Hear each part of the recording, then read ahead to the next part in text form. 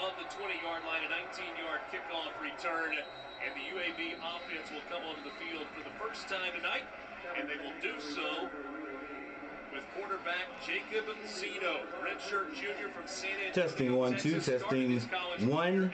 He was the backup here a year ago, had a couple of starts. A big game against UTSA, his second start last season. 332 yards. What's going on, everybody? It's Coach Gary. Tonight we're in the house, and we are watching North Carolina A&T State University in their opener with UAB. This week, he felt like the last 3 practices for Jacob Zeno, those were his best, getting into the best form, leading right up to game. Hey, this is the first time you guys visiting me. Welcome. With Jacob Zeno and if you haven't subscribed to the channel, subscribe to the channel. I'm Coach Gary. What's going on, everybody? And one for everybody, including the folks that put players on the field in the same numbers. So we think UAB with a penalty. All right, eventually here, hopefully, hopefully we'll be able to get this. And so instead of re-kicking, A&T is content to have UAB start inside the 20-yard line. Nate Black, our referee tonight. Yeah, hopefully we'll be able to get the scoreboard on here. A couple of starts last year for Jacob Zeno.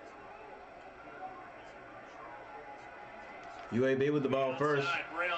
Very nice pickup by Brown for UAB. 8 of 7 on the carry. A couple of guys on the defensive side for A&T. Our impact players brought to you by Regents. Karan Prunty, 4 interceptions a year ago. Kansas transfer that they feel like is their best cover corner as UAB goes fast.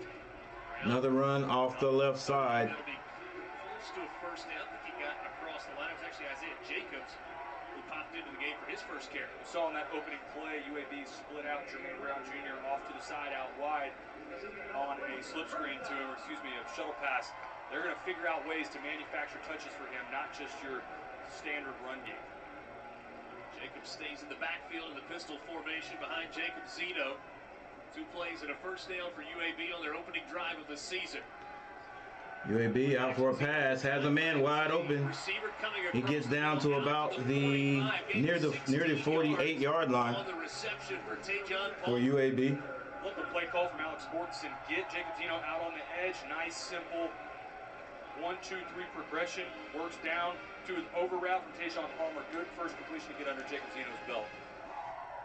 Like I said, hey, I didn't say, but hey, them Aggies, that's my alma mater, so you know I got to cheer for them no matter what. What's going on, Mont?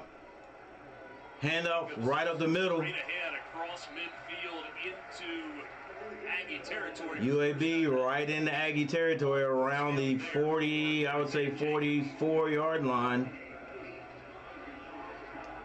Make that the 47-yard line. From Independence Community College in Kansas. Gonna be a pass. Play action. Runs out of bounds.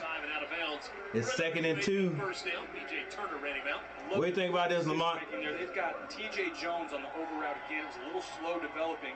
Jacob Zeno knows, hey, I can tuck this, go pick up the first down. Hey, I'm waiting for my.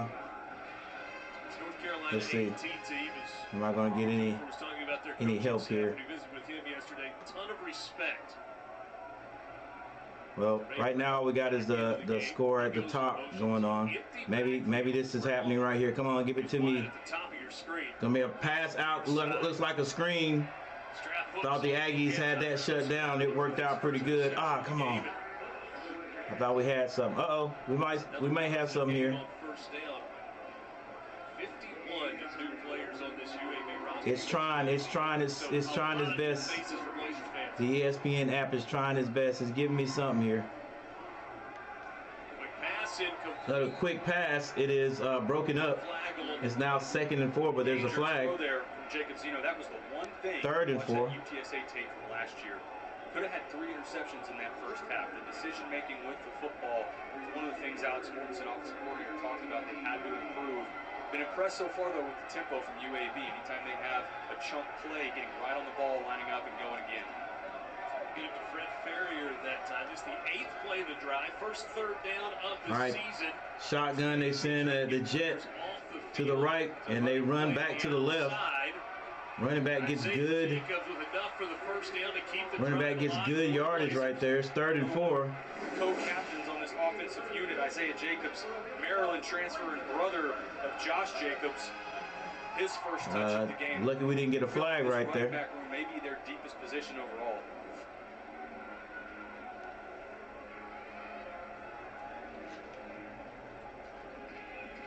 Rolling after the first down. Rules this year in college football, that clock keeps rolling until we get to the 2-minute mark of the 2nd and 4th quarters. Quarterback hands it off to number 1. He is stretched it out and still turns up the field. Picks up about 3 to 4 yards. 30 for a gain of 4. Also impressed with UAB on this. 1st and 10. It's one of the things that Trent Dilfer talked to us about. They wanted to be multiple. You've seen different personnel. I'm here on my phone watching. I hope we can. Yeah, well, they didn't just come out and just score, so they're walking it down the field. Maybe the Aggies going to bend, but don't break. It's going to be a pass. Quarterback, he's chased to the sideline.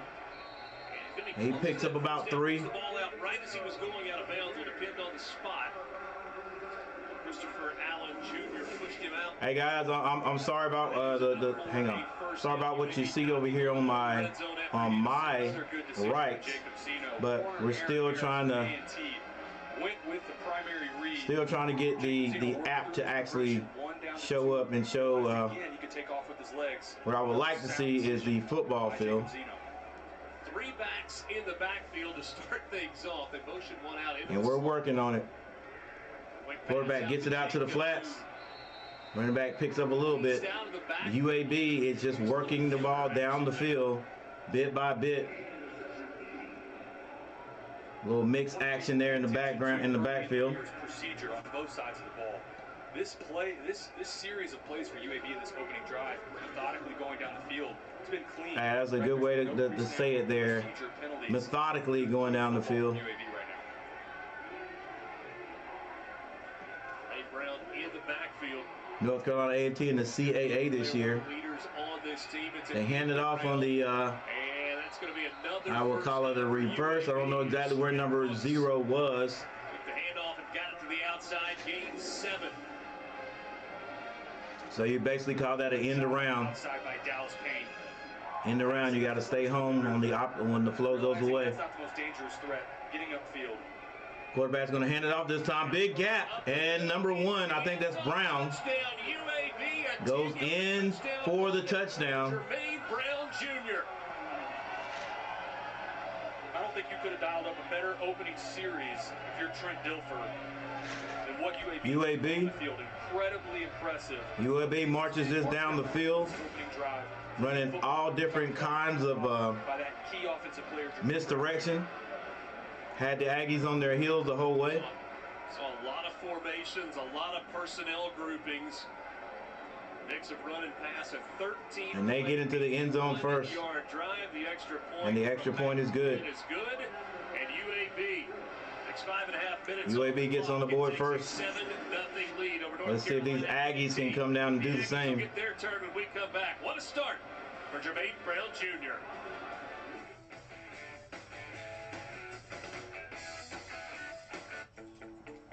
With the Home Depot app, the tools to keep the job moving are always in reach.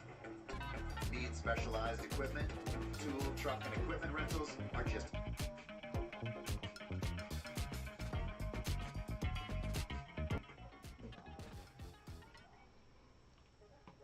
All right, thank you guys. Anybody that shows up tonight, I appreciate a couple of things.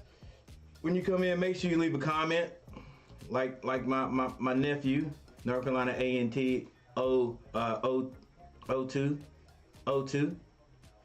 Thank you, Mont.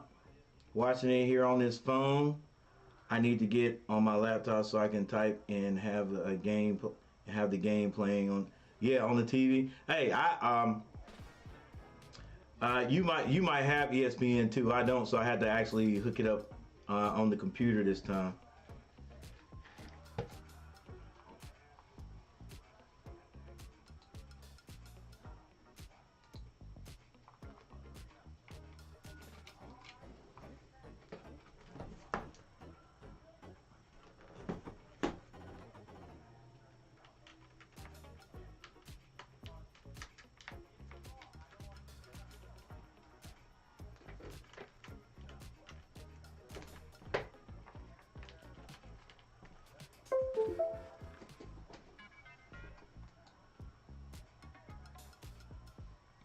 Yeah, but that's cool. And once again, I'm working with the ESPN app, trying to it's looking promising. Let's see what we get when I hit game cash right here. Do we get the field? Yes, sir. Here we go. Like my old teacher used to say, my old coach, we're cooking with fish grease now, buddy. There it is. We got the football field in the background. All right, now we're ready to go. All right, like I said, you guys coming in here, I appreciate it. UAB has already driven the ball down and scored on my Aggies. That's right, Aggies all day. I don't care what the score ends up being. But it was methodical. You know what I'm saying? It took a while. A good start with a 13-play. So it didn't just come out and hit a big play like the announcer saying they're 13 play. Right, 13 plays to get there. Let's see if these Aggies can at least move the ball a little bit. I don't know what kind of defense UAB has. On his way to becoming the all-time all-purpose yards leader and a very legitimate chance to become the third 3,000-yard rusher in UAB history. Now North Carolina A&T. All right, A&T. Is their turn? Hey, thanks for subscribing to the channel, Omar J. All right, A&T receives the kickoff. Have some room. Have some room. Good return and no flags on the field. There you go. There you go, A&T. Let's go, Aggies. That's right. Hey, I'm going to pump them up right now when I can, because you never know what might happen. Look at them beautiful uniforms. Yes, sir. A lot better than the ones I had. The first time North Carolina A&T in the offense come on. All right, let's go A&T. For those Aggies that are in the house, for those HBCU individuals out there, you know, you gotta have a little pride for them. He was a 5,000-yard passer in high school out on the West Coast. Moving to another conference also. Brick Handler with Wesley Gray. All right, Brick Handler in the backfield. And it's going to be a attempted pass to begin with. He tucks it, runs, maybe gets a yard or two on 1st and 10. Forced him out of bounds. Jackson Bratton, a guy that new defensive coordinator Sione Tofo'o said has a chance. 9 minutes and 5 seconds left in the first quarter. Got a chance to be the player, the leader of that defense from his linebacker position. Aggies one back set, one receiver to the right. Graves gets the handoff. Nice little play. Running back still running, number 35. Hang on to the ball, big man. He does. All the way into UBA territory. Go the Aggies, big number 35. 68 carries last year. Really good job getting a hat on. Yeah, that was the big guy running the ball last year. Matchup that I'm looking for early. Our main running back. The defensive line for he decided to test the waters last year. That they feel like got in that transfer portal. The matchup to pay attention to early in this game. Yeah, well, I was getting ready to say A&T one offensive lineman made the Panthers this year. Rick Hauser back, going down the field. Brick Handler going down the field. Brick Handler, not Brick Hauser. Brick Handler going down the field. Good defense by the UBA player. Take a look at our impact players once again, brought to you by Regents. Kenji Christian, a Penn State. Once again, thank you, Omar J, for subscribing to the channel. The brothers McWilliams, Mac and Fish. Fish on the defensive line, and Mac McWilliams back fully healthy as a defensive back. And two of the captains on this team, the only two captains on the defensive side as well. And as you guys come in, thank you for hitting that subscribe button. Well, hit that like button. Hit that like button. All right, A&T hands it off left side. Outside, that's Kenji Christian on still running. First carry of the gets it down to about the 38-yard line. State, Virginia Tech transfer. All right, A&T moving the ball. Getting a little bit of movement there. 7:48 on the clock. It's 2nd and 10. 40 running back coming out of high school at Pinson Valley in Alabama. It's a Brown looking on from the far sideline. Brick under center this time. Center with a 3rd and 3 for North Third and Carolina 3. A&T. Big set, everything's tight. He's going to hand it off. And number 7 is hitting the backfield, but he spins off. Still trying to get to that first down. I don't know if he got it. I think the second effort there. Did he get it? And he may have it. The ref gave him a fortuitous spot right there. Really good instinct. Stopped up right. Way to spin off. And it's that second effort right. Nice little stiff arm. And he does get it.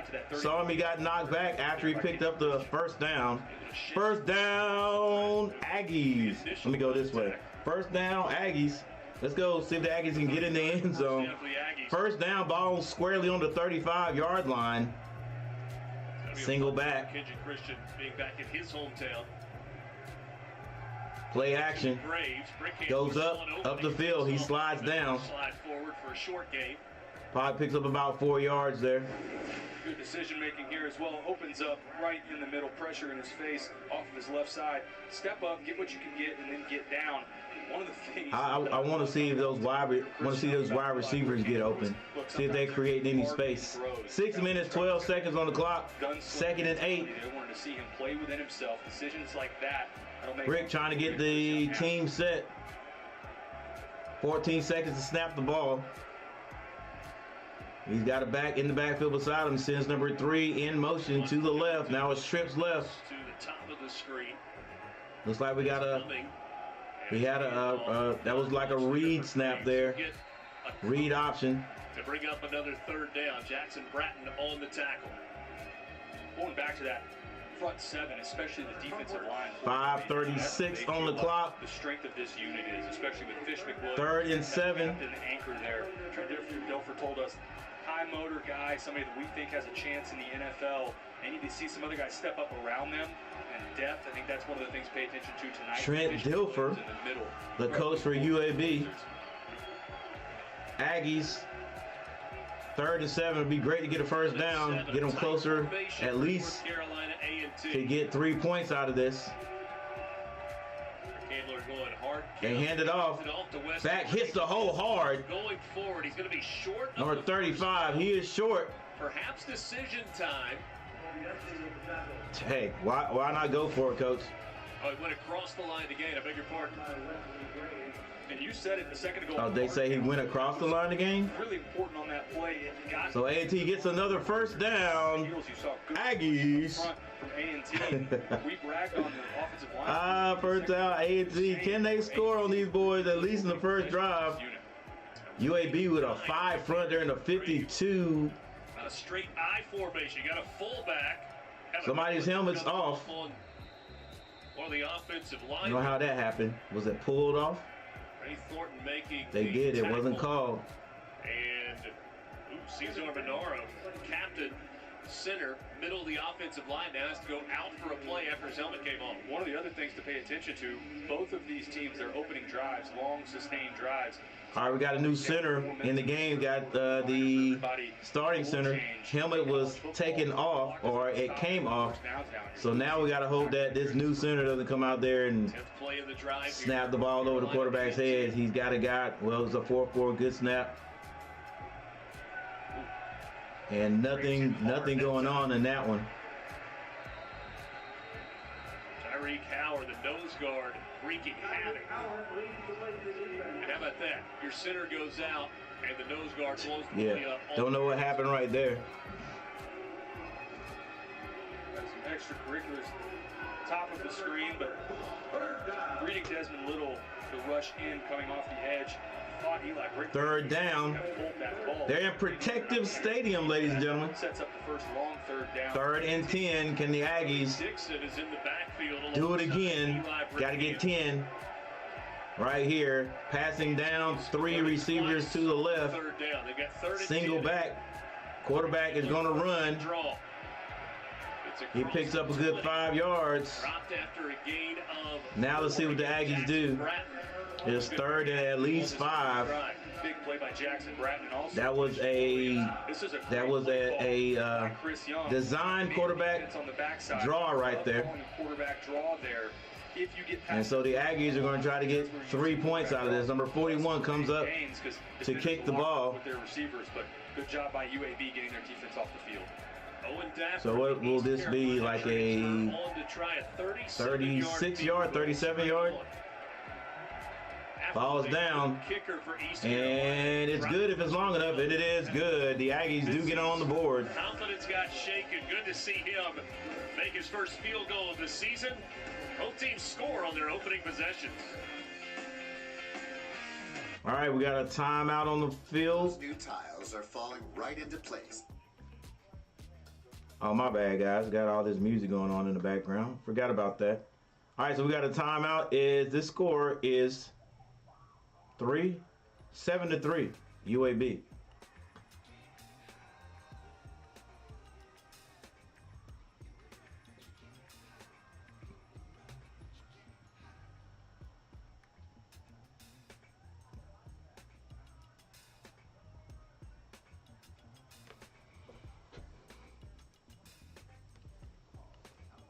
All right, little box score action. Eli Brick Handler, quarterback for the Aggies.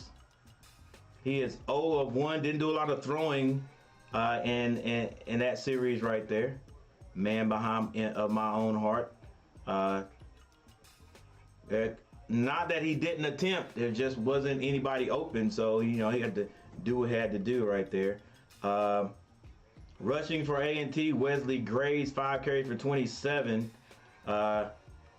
Kenji Christian, 2 carries for 10, and then Brick Handler had 3 for 8. No receiver information because there was no pass completed. Oh, and tonight we got the defense. Okay, BJ Turner, 4 tackles and 4 solos. Tim Williams, 2 for 2. I knew a Tim Williams that actually played at A&T. And Karen Prunty. All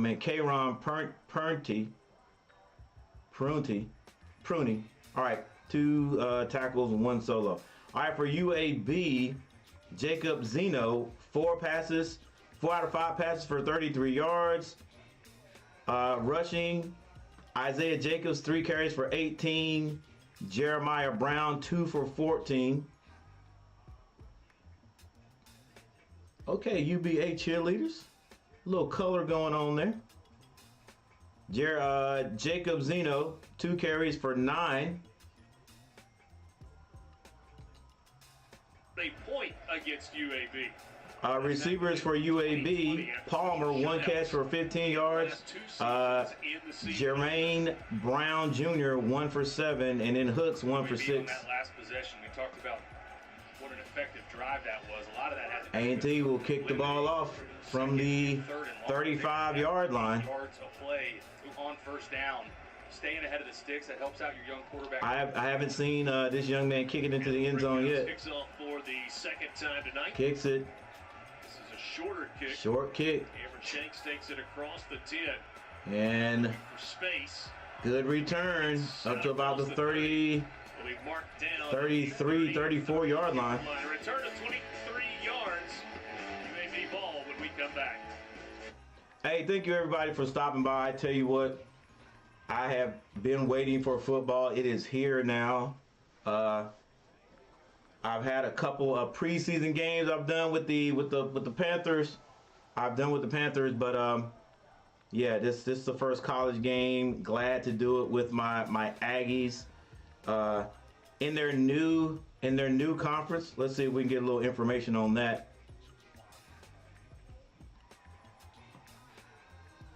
All right, Aggies in the Coastal Athletic Association, the CAA. They're in this conference with a bunch of teams. Albany, Campbell, Delaware, Elon, Hampton, Maine, Mammoth, New Hampshire. Then you got North Carolina A&T, a little bit below mid. Rhode Island, Richmond, Stony Brook, Townsend, Villanova, and William and Mary.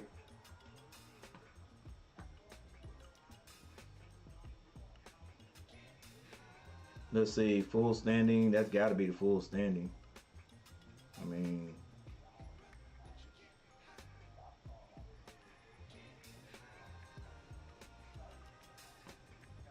let's see.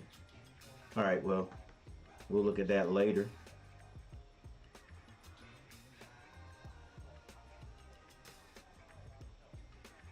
But yeah, as you can see, the Aggies right down there, just below mid. We'll see. We'll see what happens. We'll see what happens. You know, for this game right here, I don't see the prediction, but I do remember it. I think it was 85 or 86% for UVA and the win. Which means UAB should blow the Aggies out, and we'll see. Aggies always come to play to begin with, but I think it's because it's what the reason why a lot of teams like the Aggies, HBCUs, can't hang with these larger schools is because they just get worn down. You know, the other schools have bigger guys, like bigger muscular type mass. You know, a 300-pounder for a lot of HBUs don't look like the 300-pounders for like a Power 5 school. All right, so that's the biggest difference. Whenever that changes, these teams won't have any problem competing with anybody. And Jermaine Brown Jr. both in the backfield. A swing pass. Little swing pass out to the left. Well defended. I love these opportunities early in the game. Alex Mortensen figuring out ways to get the ball in the hands of Jermaine Brown. We saw the pop pass earlier there. A simple screen game. Get Isaiah Jacobs out on the outside as the lead blocker.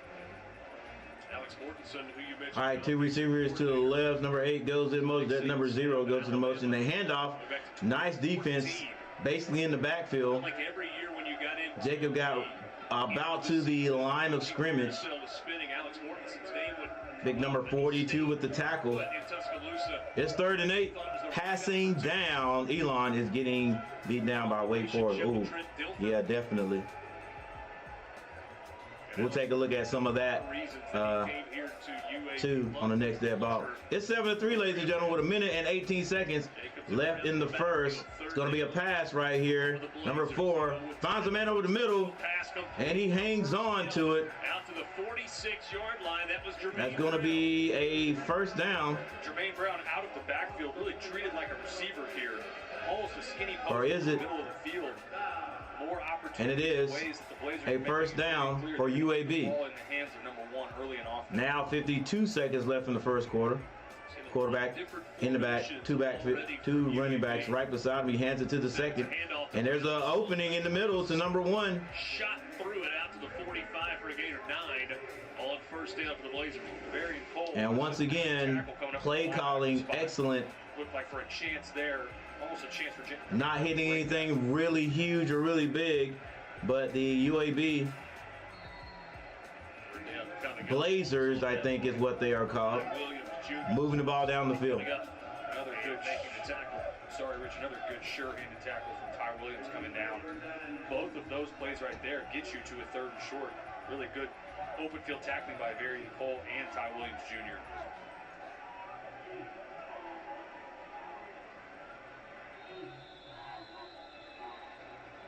That will take us to the end of the first quarter. And that is it, ladies and gentlemen. The end of the first quarter. This score is 7-3. UAB against A&T, North Carolina A&T from Greensboro, North Carolina. About 30 minutes down the road from me. Probably not even that long. But yeah, thank you guys for hanging out. Make sure you hit that like button. I appreciate it so very much. All right, let's look at the team stats. Look at the team stats while we have a commercial.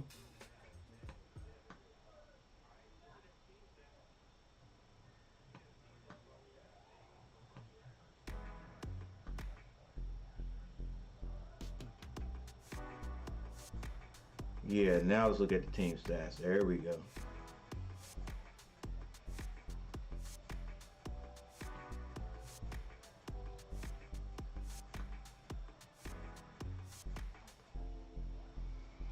All right, first downs. A&T 3 and UAB has 8. There's your third down efficiency, fourth down efficiency. No team is going on fourth down. Total yards for the Aggies, 45 yards to 102 for UAB. And there's your passing yards. Aggies have not completed the pass yet. UAB 46 yards rushing. A little bit closer. A&T 45. UAB 56. No team has committed a penalty, and you know that will not last. In fact, first penalty is going to happen in the second quarter, guaranteed. Time of possession, really, really close. Aggies 7:09, UAB 7:51.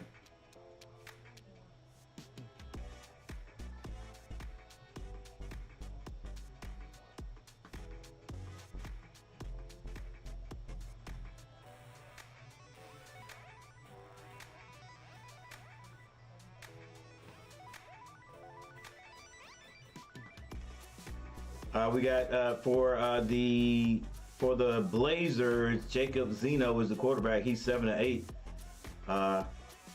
for 46 yards. Hitting those little, just taking what the Aggies giving them, not going over the top yet. Aggies not let them go over the top, and that may be a setup of what UAB is trying to do. Nickel and dime the Aggies to death, and then all of a sudden, big play over the top. Jermaine Brown Jr. now 3 carries for 23, and then Jacobs right behind him, 4 carries for 17. The Aggies have not changed since the last time I went over, so we'll go ahead and we'll move on. Let's see, kicking.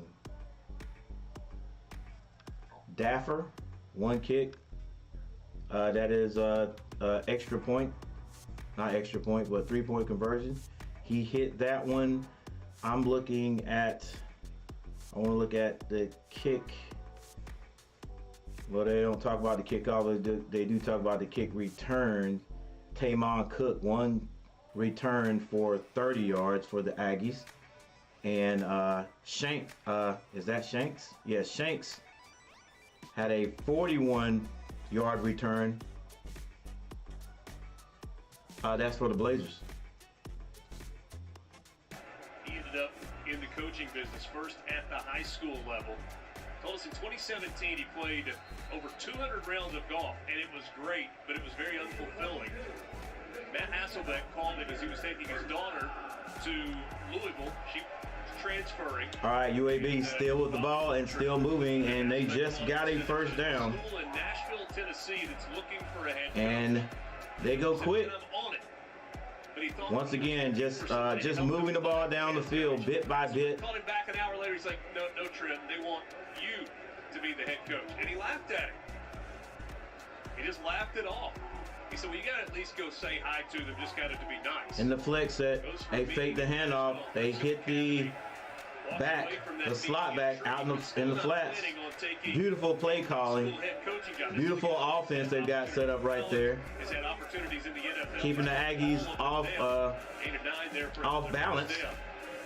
And they said, well, would you at least go pray? Definitely keeping them off balance. 48 goes in motion, and they play fake, hit the back in the slot, or the slot in the flats on the right side. That is, was that the mouse?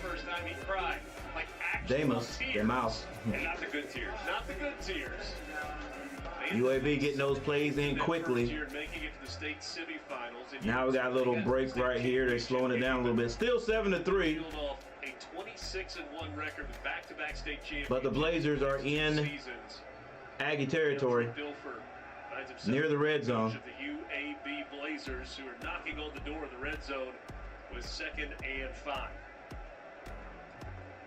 High snap, gets it over, it is a screen. Man, that is disheartening. You have like a snap like that, and then you still on defense can't get back there and make a decent play. Like there's nobody back there. Like the motion coming across as well by Dallas Payne. Quick set, going quickly, handed it off. Back tries to go to the strong side, the trip side. Didn't work. Aggies were right there. 12 minutes and 40 seconds left. Now what the Aggies need to do, what the Aggies need to do is just try to hold these guys out, give them no more than a conversion. Looks like number 37 is probably suffering from cramps. Anytime a guy goes down like this early in the season, you just hope it's a cramp. A warm night, but not nearly as bad as it could be. He's hurting. Well, I don't know. When you slammed your helmet down, you never know. All right, guys. We got another timeout. I gotta remember to stop playing that music, bro. Let's leave the music off for a while. I'll be right back.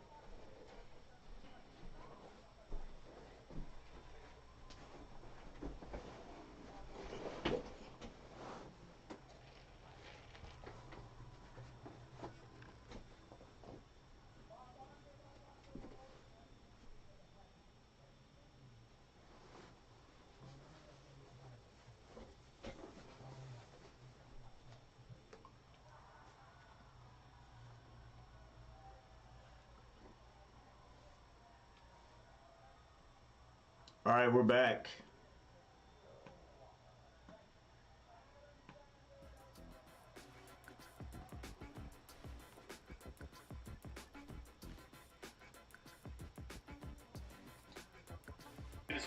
And we're all the way back. Drafted by Tampa Bay, 6th pick overall in 1994. Taylor went on to have a really, really solid NFL career. Well, he's won everywhere he's been, right? And I think we don't see head coaches get hired in this manner. And I think that's why there's so much attention on Trent Dilfer, because he didn't go about it the normal way. But you have seen in the last few years high school coaches, I think about Jeff Traylor at UTSA, Joey McGuire at Texas Tech, that moved from high school to college, and you've seen the success they've had as well. All right, UAB, deep in Aggie territory.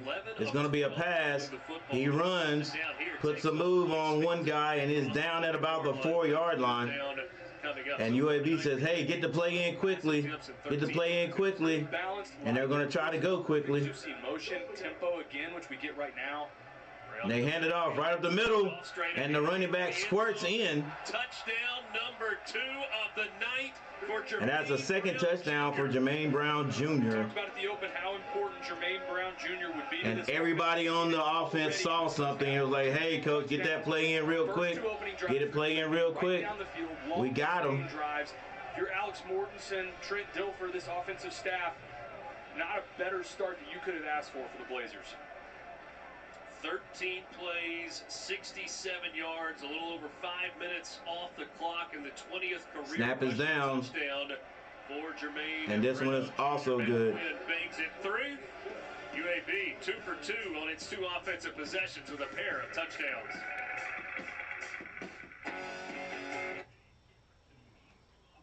All right, so the UAB Blazers drive down the field again. I think, let's see. I can tell you specifically, last play. Let's see play-by-play.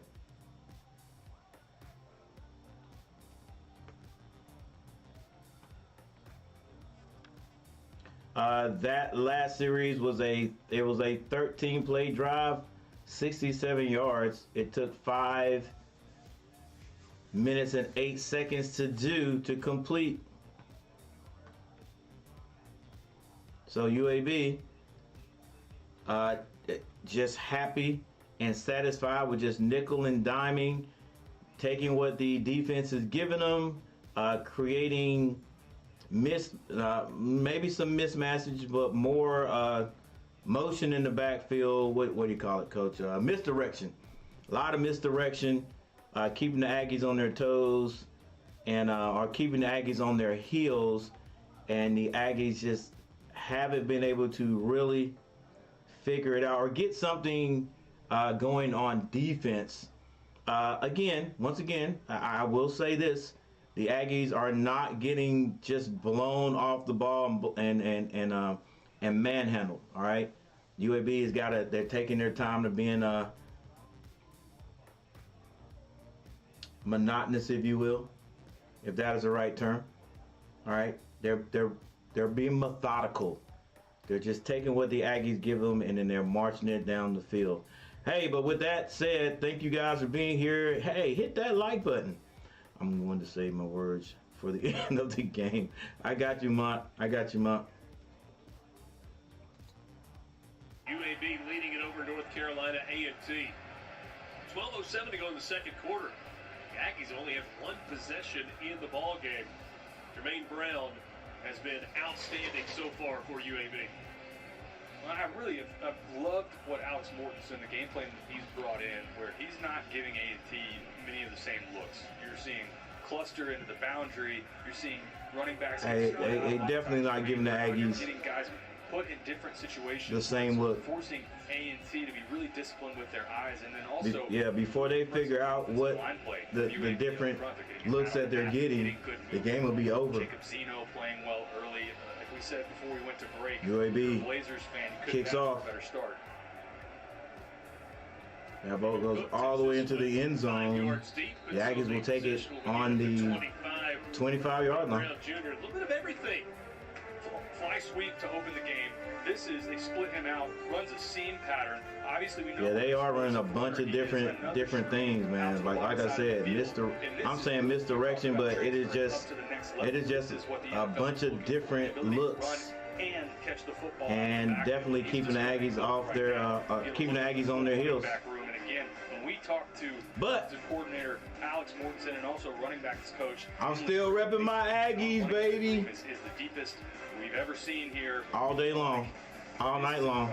We're gonna have to really the experience from William and Mary gave us an advantage. Yeah, I don't know, Mark. I don't know. Less than 700 yards away from becoming the third 300-yard all right, Aggies with the ball. Quarterback keeps it. Gets around the edge, tries to get around the edge. His way across the 30-yard line to 31. Little stiff arm action going on there. Let's see if he gets back, gets to the line of scrimmage. Only picks up about 3 yards. Hey, that was a great tackle by number 1. That's how you do it, baby. Somebody try to stiff arm you, all you got to do is catch him under that jersey. Catch him and grab the jersey. Because they're giving you the hand, grab the jersey, and then bring him down. You better have a mad stiff arm. All right, Aggies, 3 receivers to the right. Will we ever get a pass thrown? Nope, they're going to run it to the... Oh, the quarterback keeps it again. A little option. Reading that defensive end, see what that defensive end does. It's now 2nd and 4. No, that was a first down. First down, Aggies once again. Obviously, with A&T running the football as much as they are right now, get those bodies close to the line of scrimmage. Expect some sort of counter off of that. So play action, try and take a shot over top. 3-14 is the score. UAB in the lead, 10 minutes. Aggies with a little misdirection. Good hard running. He's out in the open. Gets it down in UAB territory, number 7. Wrestled down at the 39 after a gain of 26. That's the second time McKenzie Christian has done a great That's job. Christian. First tackle at the point of contact. Hang on to that ball, buddy. Jackson Bratton, who we've talked about, has had a good first half. Another first down for the Aggies. Christian at the point of contact. 10 minutes, 24 seconds. Breaking it into a chunk play. Aggies yet to complete a pass, but if they can run the ball, hey, we'll keep running. Throws it out. It is caught. And speak of the devil. Sophomore from Chesapeake, Virginia. The Aggies get their first completion. Like a lot here. It's just a 7-yard completion. But look how far this ball has to travel. It's on a dime. That's a really good throw by and a good catch. What you want to see out of your young quarterback. All right, Aggies will run this time. Back or out. That's a really difficult throw for college quarterbacks. 2nd and 3. You were a physical runner when you played. You gotta like seeing a fullback in the game for North Carolina A&T. The big man Malik Ward at 6'1", 260. 6'1", 260. They follow him. Ah, go behind your runner, baby. Get the 3 yards. Go behind the blocker. Don't bounce it out. Hit that hole. Loss or tackles for no gain. Kenji Christian making people miss. Been impressed with him early. Oh dang, number 43 look like he could be my cousin.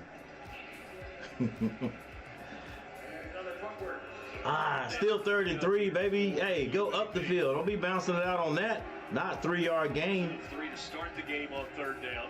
That was on their opening drive. I might change the number. I change the color of those numbers up there too. It don't really matter. All right, here we go. A&T single back. 2 receivers to the left. Is going to be another pass. Quarterback can't find anybody. Dancing gets rid of it. His feet. Pass is incomplete. Good coverage. And it is incomplete to number 15. That time for number 15. 4th and 3. Oh man, come on. We're in that tweener area. Now we're trying to throw the ball. A&T staff talking through probably a little too far outside of kicking range. 4th and short. Looks like the offense is going to stay on the field here. We should have ran at that time, Coach. Mays had good coverage. Pretty good awareness there by Brick Handler to be able to. I definitely would have ran it again. 4th and 3. It was 3rd and 3. Run it. The backfield off the right hip. Brick Handler. All right, so it's going to be another pass. He got to get rid of the ball. He gets away. Can he go get the first down? Good tackle. Good open field tackle by number 27. And it was a definite loss on the play. Was hoping. Everett Russo out of nowhere. I was hoping he was able. I thought he was going to be able to escape, and then hoping one of his receivers sees him scrambling and tries to get down the field. Number 3. I don't know if he never saw the quarterback scrambling. Should have tried to go downfield, but whatever. That was 4th down. UAB takes over. Great open field tackle by that young man. That front 7 again. Watch right here. Fish McWilliams, good job getting pressure, but man, Eli Brick. At number 7 probably was going to be open. Right here, get the ball out of your hands. Give one of your receivers a chance. Yeah. But that's what I was saying. Like, give one of your receivers a chance. But what was his receivers? Were the receivers even trying to get open? Zeno, let's talk about him for a second. Coaches said the last 3 days. All right, A&T did move the ball right there. It petered out there. Dang it. Arm looked alive. And that pass on 3rd down, with 3 to go, I didn't agree with that. I'm not a passing type coach anyway, because I never have that type of quarterback or receivers. We need to hit the UAB quarterback hard now. Yeah, we got to get back there. Like, hey, they doing a lot of he gets rid of that ball quick. 12 of 13 for 85. Keeps it. Zeno keeps it. What a block by number 48. Number 1 could not get off of it. First down. And I have no idea where the outside linebacker was. Let's see. Where he could tuck this ball up the field right here. You see how he sort of slow plays it on the right side of the screen. But a good job again by 48, Bryce Davis getting out in front as the lead blocker. UAB 2 possessions, 2 quick pass out to the right. Is complete. TJ Jones on the reception, and he's brought down.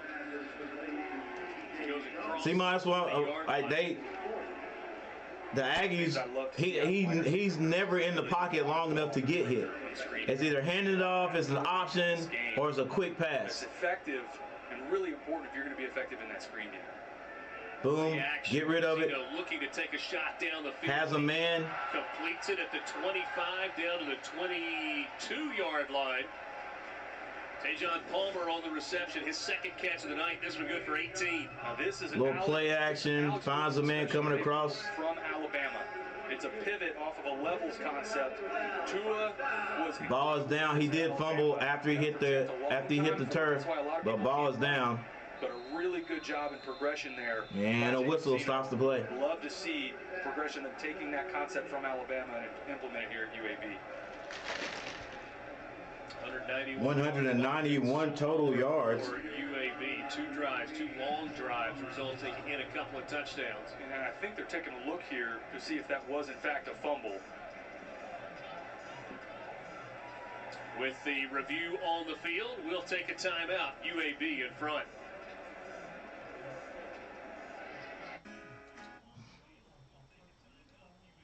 All right, UAB taking the timeout. Well, the broadcast taking the timeout, and while they do that, UAB QB is just like Campbell's quarterback. They can get to him. They can get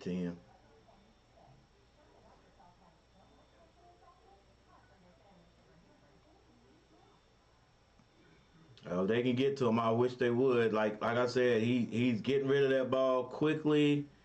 It's either a read option, and he's running, or he's just getting rid of it. That pass right there was the longest I've seen him hold it all night.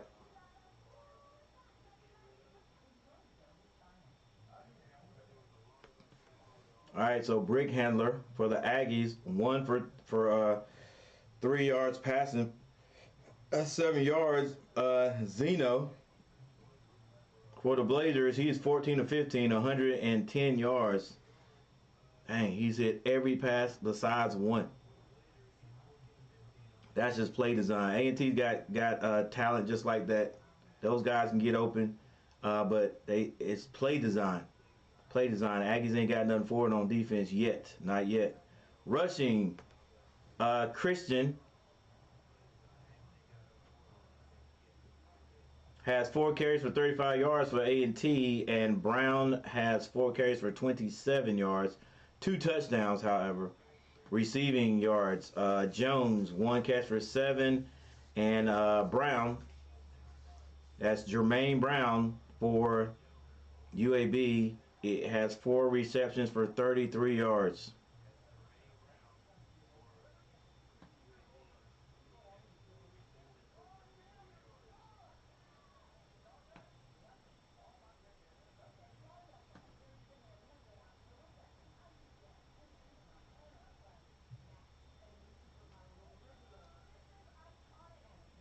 Can't get the replay to play.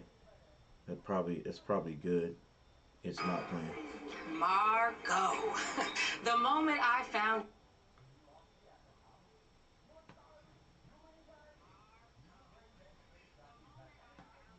All right, it's 1st and 10. Ball's on the 22-yard line. They're looking to see if the receiver caught this ball all the way through. Good news for North Carolina A&T. But it looks like this ball comes out. And he may not have caught it. Last second and punches this out on this angle. You'll see it from the left side of the screen. Right here, and this is before Tajon Palmer's knees have hit the ground. Or knee has hit the ground, and that ball is out. That ball is out. It is not a reception. It is incomplete. I think this is going to get overturned. I think this is maybe Aggie football. You had Karan Prunty and A.J. Dupree and Ty Williams all involved in the play.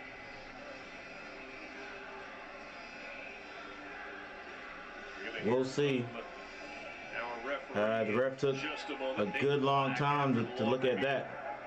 After further review, the runner lost firm control of the ball prior to his knee hitting the ground, with a clear recovery and immediate action by the defense.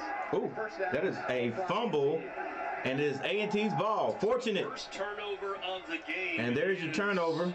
A&T needed that. Great defensive play by hey, way to get to the ball, way to attack the ball. So A&T avoids what probably would have been another scoring drive. The way you described that, I think, is exactly right. This was more an effort play by the defense for A&T, specifically Ty Williams. Yeah, it was an effort play. So number 10 in the contest for A&T.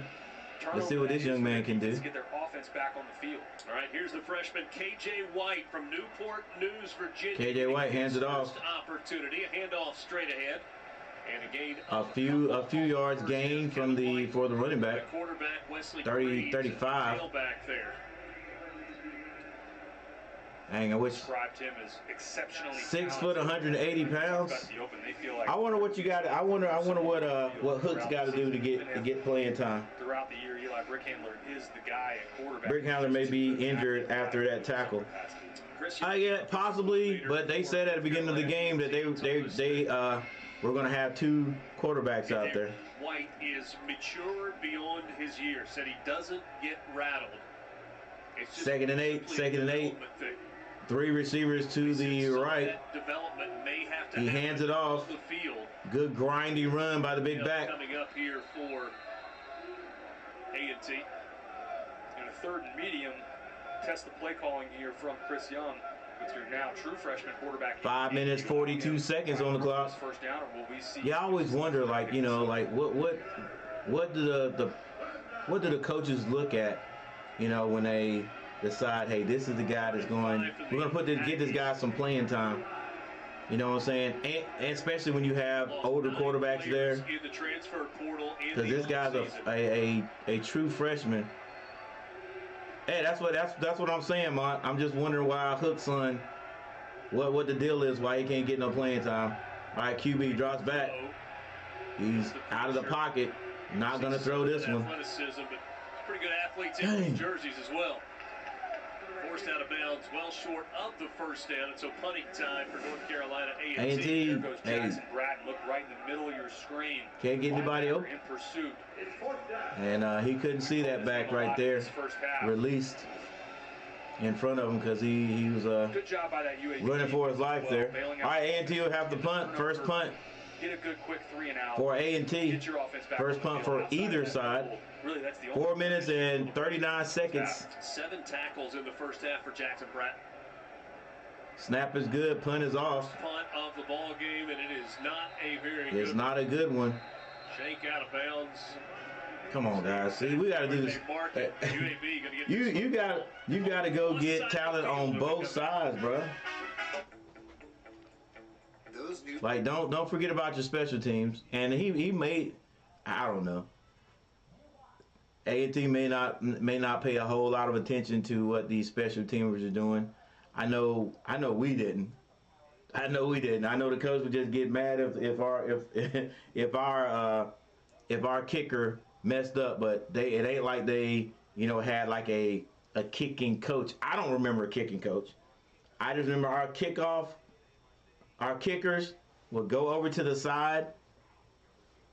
They would go on the field and they would kick extra points and go over to the side and kick off. But nah, it won't nothing like.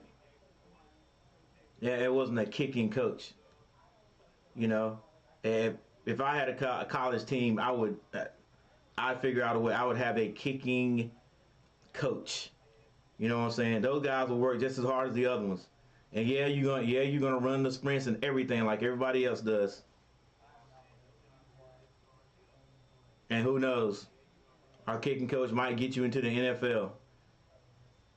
They didn't recruit receivers like we had since Broadway was there. He was a former, former soccer player. Dang, kick the ball, son. A&T's done that a few times. Like there was a guy named Arroyo that kicked for A&T back in the early 2000s or the late 90s, who teaches in Asheboro right now.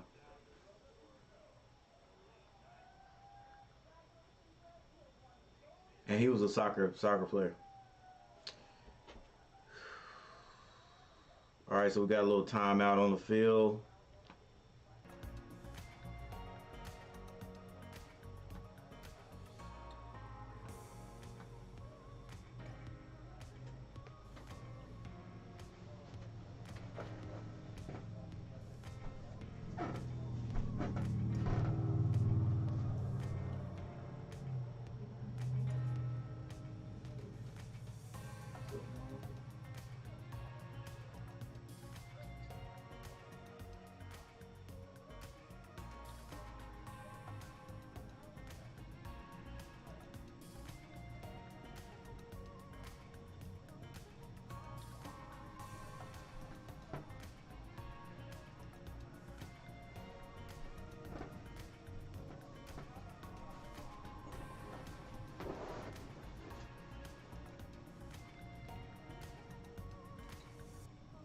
4:30 left in this first half. Protective Stadium in Birmingham. What a night for Jacob Zeno. 14 of 15 so far for 109 yards in his season debut. All right, Zeno hands it off.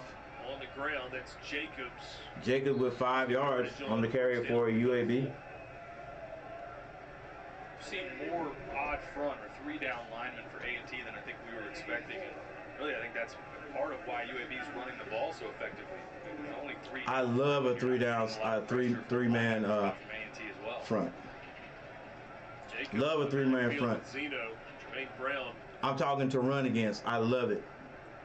in motion now, coming toward the backfield. Young man in motion in the backfield. He's going to hand that one off Gets the handoff to the left side. Avoids 1 tackle, maybe picks up about 2. 37, he got 3rd and short. 4 there for Brown. Second, it's going to be 3rd and 2. 3rd and 2, watch this play UAB puts on A&T. Going to take the ball across the 35-yard line. Knows the football just shy of the 36. I don't, well, okay, they got a big set, my bad. But it may be play action. Everything's tight. Blazers 4 on 3rd. Now A&T has 4 guys up front. Nope, look at that. Wedge block. Yeah, offensive line, go get us a couple of yards, and they did Wedge just block. that. This is an offensive Hey, same thing we worked, same thing we worked on with my boys today. Just teaching these guys this play and how to run it. And that's 13 games played with 7 career starts prior to. Now A&T goes back to the 3-man front. It's going to be a play action. Quarterback throws it. Down the field. Has a man open for another first down. The sliding catch, the 15-yard line for a game. Another first down. 2 minutes and 45 seconds. Thomas looking like he's running the post route. Man, look at that blocking. But again, you only got 3 guys. You only got 3 guys coming at the quarterback. He's got all day, Mont. Hey, that's why they'll never get to him with a 3-man front. A&T had 5 guys in the front there at one time. Quick out. This time it is well defended. By the Aggies. Ron Prunty leading the way. You had B.J. Turner with the tackle. Prunty is how you say that name. That's the first time I can think of where it was stopped for either no gain or a loss. Really, to this point, good job by UAB. It's now 2nd and 11. On the outside, the answer there from A&T, shedding block. 2nd and 11, and you would think that UAB would definitely pass this one, but they might run it and then pass on 3rd down. Clock would stop with the first down. Trent Dilfer 1 minute, 51 seconds, and the whistles blow. Before the ball is snapped. Well, he was sprinting down the UAB sideline. Trent Dilfer called the timeout. At the line of scrimmage. Hey, sorry about that, guys. At halftime, we will take a look around the American, have first half highlights from this ball game and stats and analysis. We'll send you to the studio after the break. All right, with a 1 minute and 51 seconds on the clock, timeout UAB. Report presented by Regions Bank. UAB trying to get points before halftime. It is 3-14. The turnover. Trent Dilfer going to feel pretty good about this. After the game, I will research the coaching staff. Like you mentioned, the turnover really the only blemish, but on both sides of the ball, I think the offense specifically, very few mental errors, clean football. The defensive side, the only thing I think you can really point to would be open field tackling. We've seen from the running back spot, A&T with Kenji Christian making people miss. All right, UAB with the ball on the 15-yard line. It's going to be a pass, a swing pass. A&T, they defend it pretty darn good. 15-yard line. Very on Cole. Shedding blocks again. We just talked about how you shut down those perimeter. 2nd and 11. This is a guy that Josh Zeidenberg. Now, I know everybody's like, okay, why they run that play right there? It's a setup. Got a glimpse of They're going to come back to it. 3rd and 10. Just 3 returning starters. 2 receivers out to the left for UAB. 1 back in the backfield. 8 different receivers. And there is, I think that's false start. Got to be false start. Come on, ref. False start. It's the first flag. Spin those arms. Spin them. Offside. Ah! Defense, number 3. Offside on defense. Dang it. 5-yard penalty. 3rd down. It's Joshua Isaiah, the freshman from Charlotte, North Carolina. I think the quick motion from Bryce Damus is what drew him offsides. helps UAB tremendously, gets that to a 3rd and medium. That may be A&T's first flag, 3rd and 5. Puts the Blazers closer, 2 backs in the backfield with the quarterback. 7 seconds to snap it. Changing the play. Brown releases. They hand it off to the right side. Across the 5-yard line for And the back down. does get the first down. On a carry of 6 yards with 52 A lot of motion, man, and misdirection going on in that backfield. That was just a straight read option, basically. Try to get linebackers' eyes to go in that direction, and then Isaiah Jacobs coming back. A 3rd and 5, and you run inside zone to pick it up. Speaks to how deep this running back room is. All right, will the Aggies hold them, or will they go in right now? If they don't go in right now, I think it's going to take them 4 tries to get in there. Pass. Turn around, baby. What a throw, what a catch. Ref, what are you going to do? Oh, my gosh. Tajon Palmer with his first touchdown. They may have to take a look at that, but if he had 1 foot down, it's good. Great concentration by Tajon Palmer. This is not bad coverage by A&T. I actually thought Jacob Zeno could have gotten the ball earlier, could have gotten it off just a little bit earlier. But Tajon Palmer reacting, going back. And with 25 seconds left before halftime. What a play from 19. 8 plays, 45 yards. Barring a review. On for the extra point. A couple of rushing touchdowns in this first half for Brown. Evidently, he caught it. And now the touchdown reception for Tajon Palmer. It is 20-3, soon to be 21-3. And the extra point is good. It's academic. Seconds remaining until the half.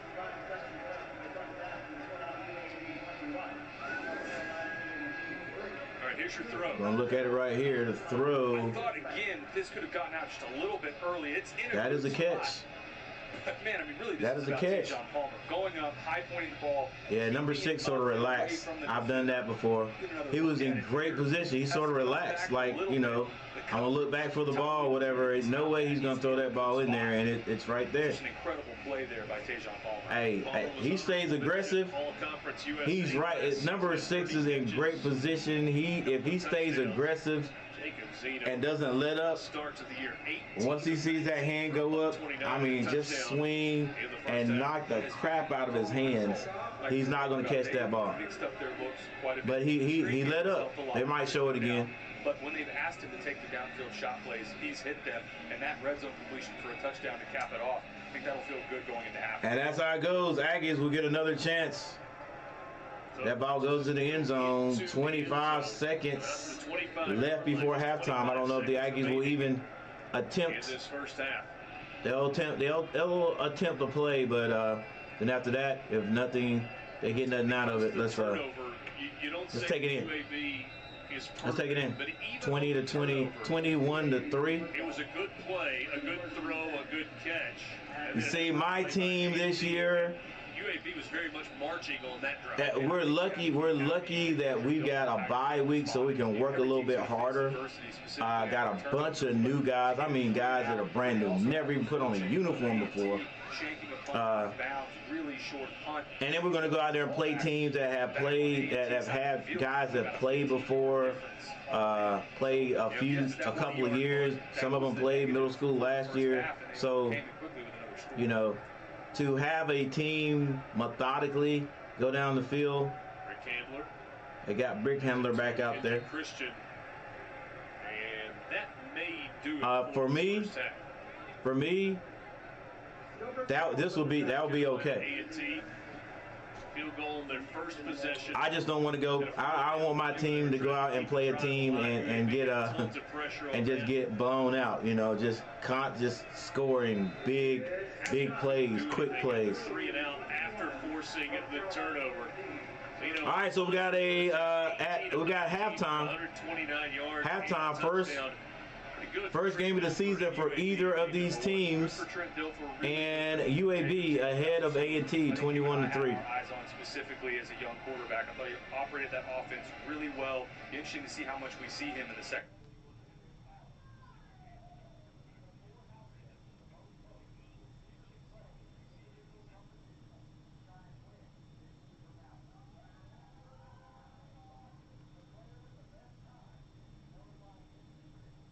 Let's take a look.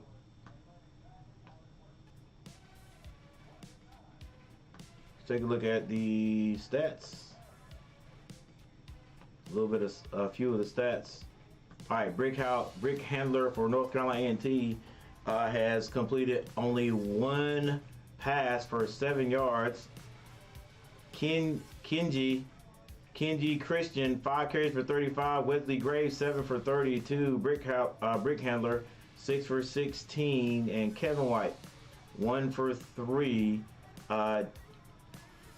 Amate Jones is the receiver who caught the one and only pass for 7 yards. Tim Williams, there you go, recovered a fumble. But defensively, Tim Williams doing a great job playing defense for the Aggies. He's 8 tackles, 6 solos. And so is BJ Turner, 8 for 6. And just... The moment I hang found on, you on hang on, 8 guys. years ago, Hang on. I knew I found more than just a freelance web developer. The museum-worthy work in your portfolio, the humility despite your towering reputation. Hang on just a second. There you go. Get out of here. All right.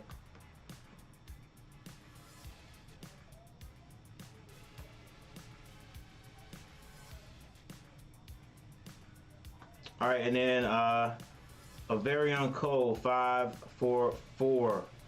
5 tackles, 4 solos. All right, for UAB, Jacob Zeno having a great night. 18 of 19. I thought, okay, that pass was completed, but it was a fumble, so that wouldn't count as a incomplete pass. He is 18 for 19 for 129 yards. Like, not going down the field, not really going down the field. They're just completing these short passes. Is that my team? Is that my band on the field? Hang on, let's see. I'm not sure. Maybe not.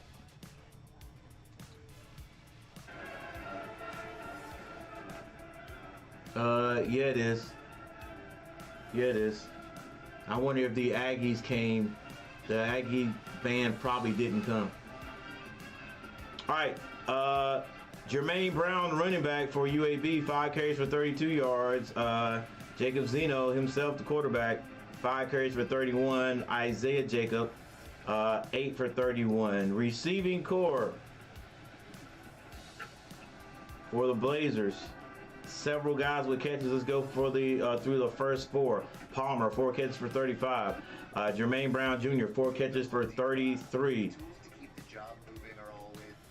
Amari Thomas, 3 catches for 22, and Bryce Damus, we're gonna say Damus, 2 for 14. All right, there's your fumbles right there. A&T has recovered 1. That was by Tim Williams. Palmer fumbled. He was the one who fumbled. And over here for UAB, Jackson Bratton, 8 tackles, 5 solos. Kevin Penn, 3 for 1, and then Michael Moore, 3 for 1. And there's your kicking game right there, ladies and gentlemen.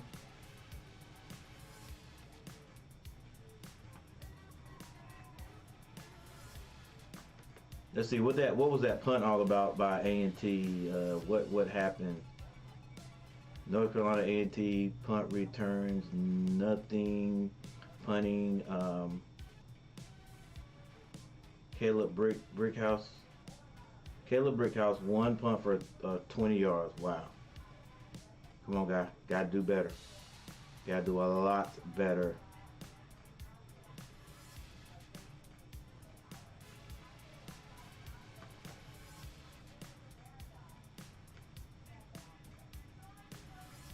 All right, there's your team stats right here.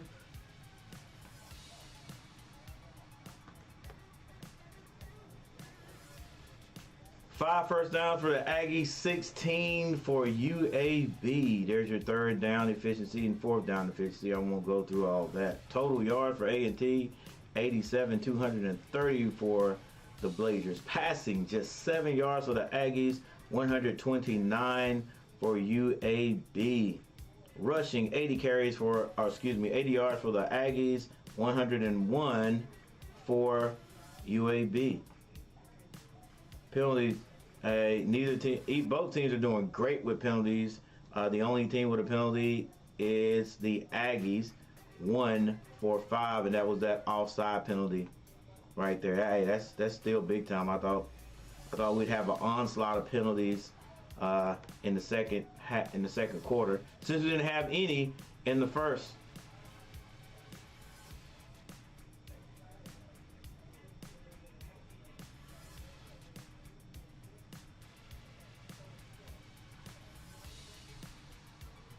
All right, with that said, there's your halftime information, and I'll be right back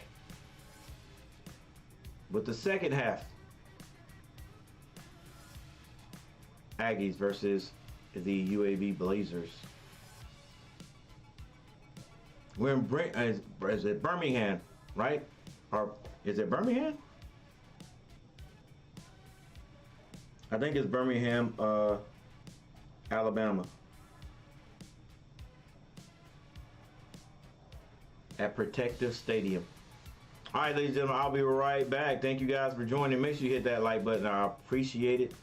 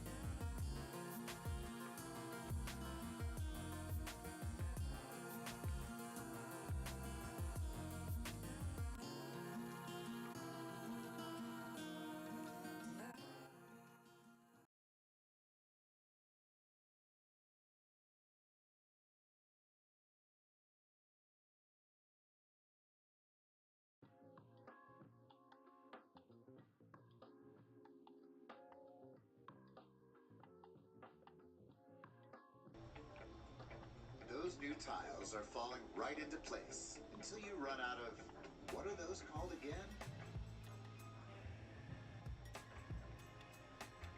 Oh, right.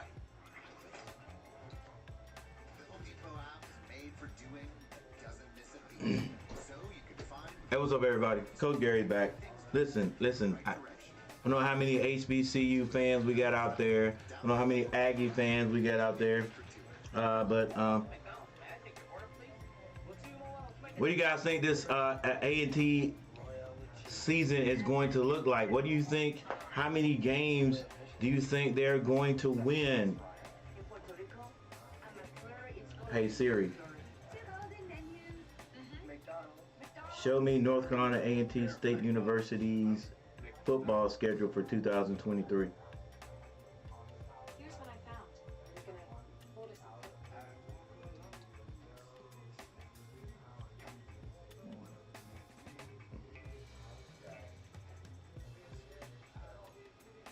All right, this is the schedule for the Aggies.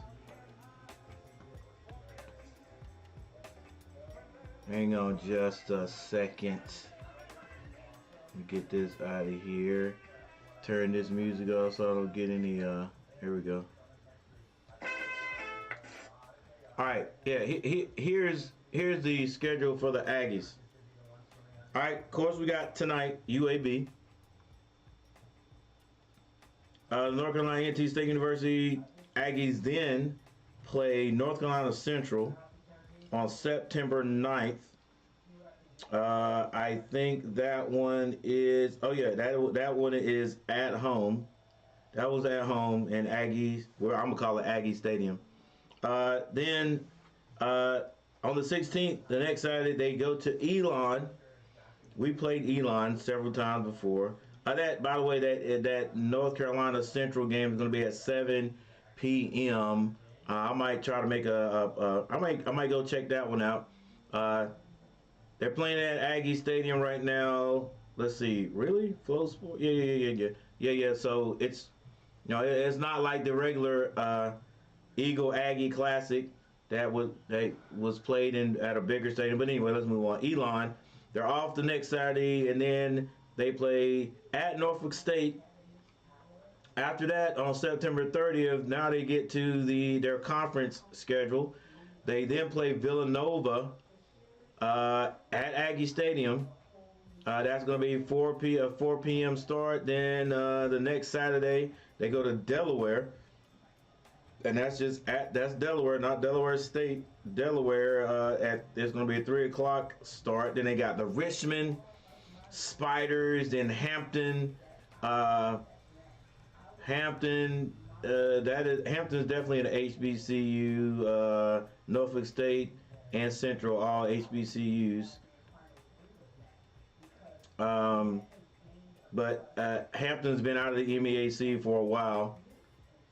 Townsend, that's a 1 o'clock start. That's going to be at Aggie Stadium, or Truist Stadium, if you will. Then they go to Rhode Island to play Rhode Island, and then they play Campbell again. Campbell's coming to the is Greensboro the gay city?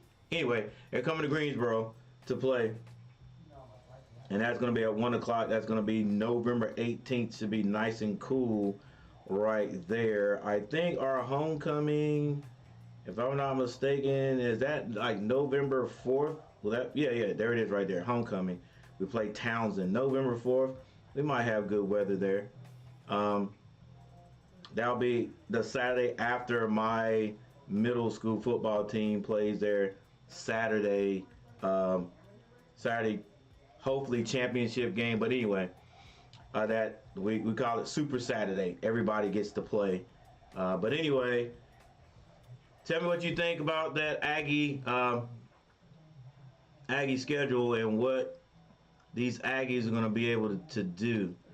All right, even A&T after the touchback will start at the 25-yard line. Even what you think UBA is going to be able to do this year, or UAB, excuse me. Taylor McCart and Richard Cross, good to be with you on the opening night, first full weekend of college football. Got a little bit of an appetizer last weekend. Florida and Utah playing tonight over on ESPN. UAB, we'll talk about their schedule here in a sec. All right, Aggies get the ball first. Time out in Salt Lake City. Eli Brickhandler back out to start this second half at quarterback. And Brickhandler is back. Series from KJ White in the first half. Malik Ward is in the game, big fullback. Yeah, I wouldn't be surprised if Hooker ends up getting in the transport portal next year. High snap, finally handled by Brickhandler, and the catch is incomplete to number 18. Looks like he could have probably caught that one. Did by Ray Thornton, who looked a little shaken up. He's coming off the field gingerly. I'm interested to see also, do we get another look at KJ White early in this third quarter? I thought. Yeah, ball should have been caught by number 18. Hopefully he's okay, but for KJ White, just had the one series. It was a 3-and-out.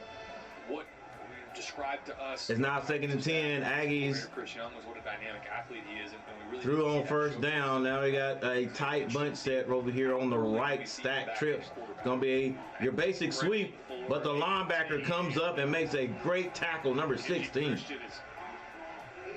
And he may have been the corner. Very short gain. Actually, it's going to be a loss of a yard. A.J. Brown from the star spot. Flying downhill.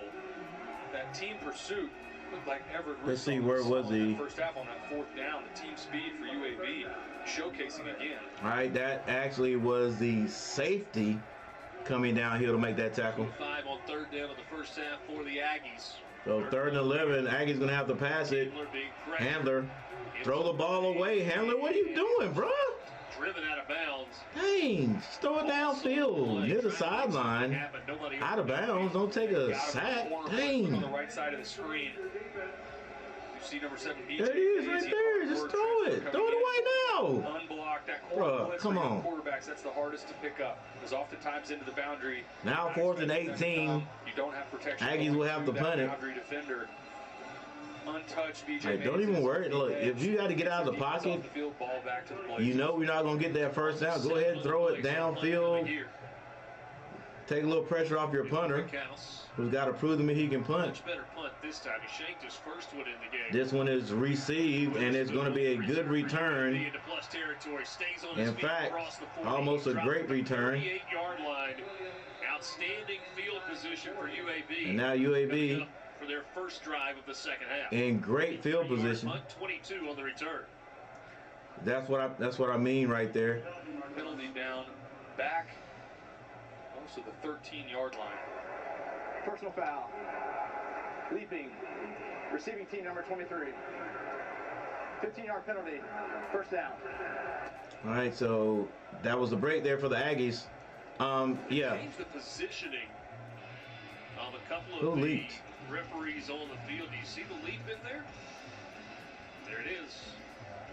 There's that. You can't do that. Player safety issue. And it's really a player safety issue for the person that's jumping. But it's not so much for the punt team or protecting the person. But yeah, like the quarterback, like you know you're going to get sacked or get taken down behind the line of scrimmage, especially when you retreat. I'm trying to show my quarterback, look, try to throw it downfield out of bounds. You had a receiver going up the sideline.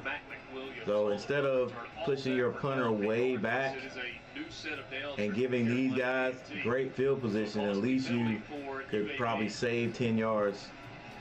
It's really one of the first mental errors that we've seen from the Blazers all night. But with that call, it's going to be, since it was 4th down, that was a penalty. It's going to be Aggie ball again, 1st and 10.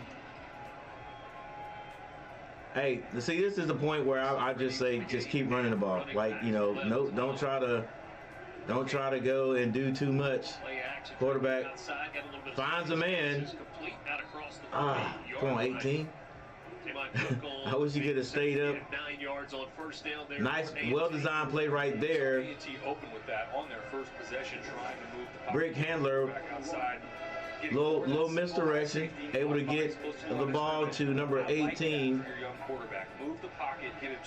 who catches it and then falls across for the, no, he did not get the first down. Run the ball. Catch is under further review. Oh, he may not have caught it. Make sure that he caught that ball, completed the catch. He did fumble it. He did bobble it. That was, as it stands right He now, definitely bobbled it, but I don't know if it hit the ground or not. Yeah, here Brick Handler probably knows. 12:45 left of the third. Brick Handler probably knows. He probably didn't catch it. With the Home Depot app, All right, with that said, the job the ref's gonna check this to see if he caught the ball, and it's not a sure thing that he did. It is not a sure thing that he did. But let's hope he did, because the Aggies need something. All right, with that little timeout right there, let's see. Now I asked what you thought the Aggies outcome would be, what their season would end up being, maybe their record.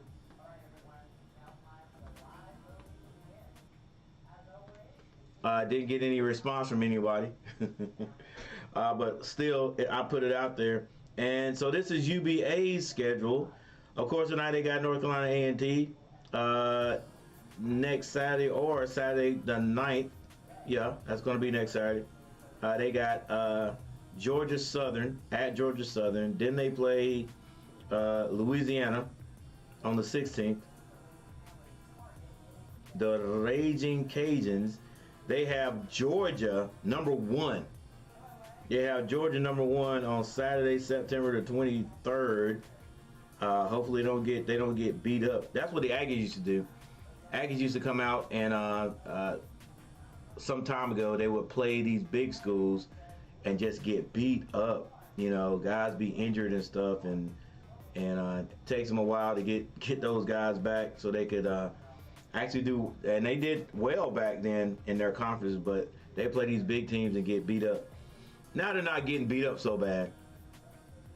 Shows you that they are improving, but man, Georgia, whew, I think they're going to spank UBA. Then they have Tulane on the 30th. They play USF. Is that University of South Florida? On October 7th, on the 14th, they're at UTSA. On October 21st, they got Memphis. Then they go to Florida Atlantic. And, man, do they have, good Lord, how many games they got? They got Navy, November the 11th, November the 18th, Temple. Their last game is at North Texas on November 25th, but it says Saturday, December 2nd, American Championship. Well, I guess it depends. All right, it is 2nd and 10 for the Aggies. It's going to be a pass. Brick Handler going deep. Takes a shot down the field. I think he just threw that one because every defender was further down the field than the receiver was. Yeah, I think that's what the Aggies are doing. They're trying to get down the field, trying to make a big play instead of just hey, basically what UBA is doing. Like it's 21-3. 21-3. Just pick up yards. Pick up yards. It's 3rd and 10.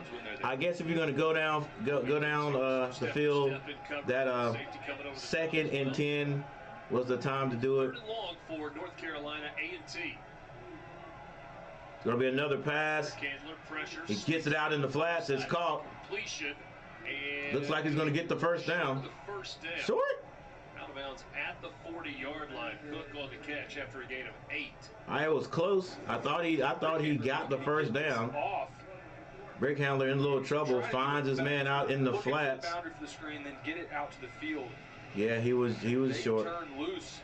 Desmond Little It was short, and it looks like the Aggies are going to maybe punt. Tackle, but they turned Desmond Little loose. A good job by Brickhandler. 4th and 2. No, maybe. Yeah, they're going to punt. First down, UAB, another shot here. Pretty good field position, likely. So Mac McWilliams back to return the punt. Snap is up. Punt. Good punt this time. Pretty good. Spiraling drives McWilliams all the way back. Great punt. All the way back to the 10-yard line. And that's where UAB will go to work offensively. A punt of 50 yards with good no punt. return. What is the punter's name again now? A little bit different look in the American this year. Charlotte, FAU, North Texas, Rice, UAB, and UTSA all making the transition into the American Conference this season. Yard at half, 7 new head coaches in the league. Punter's name Follow the American Conference. is Owen Daffer. UTSA leading this group. It's ranked second in the preseason poll for the American. That's a group that feels like even stepping up from Conference USA into the American, they really feel like they can. All right, Blazers with the ball. It's going to be a handoff, and the Aggies swarm that one. Tonight, Witherspoon from Birmingham, Jackson High School, started his college career at Mississippi State, transferred back to his home city. The graphic a second ago on the new additions from Conference USA. Also really interested in what FAU looks like under Tom Herman. That's a guy that everywhere he went before we got to Texas won, recruited at a high level. I think that's a team that very quickly could turn around their talent. The pass out in the flat. Poor tackling by the Aggies. Finally brings him down. Spin his way out to the 14-yard line. 5 on the play.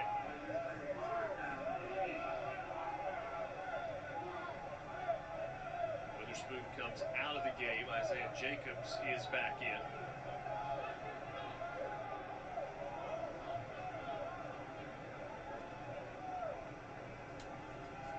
UAB on the road next weekend against Georgia Southern. All right, single back for the Blazers. 2 receivers to the right. Quarterback drops back.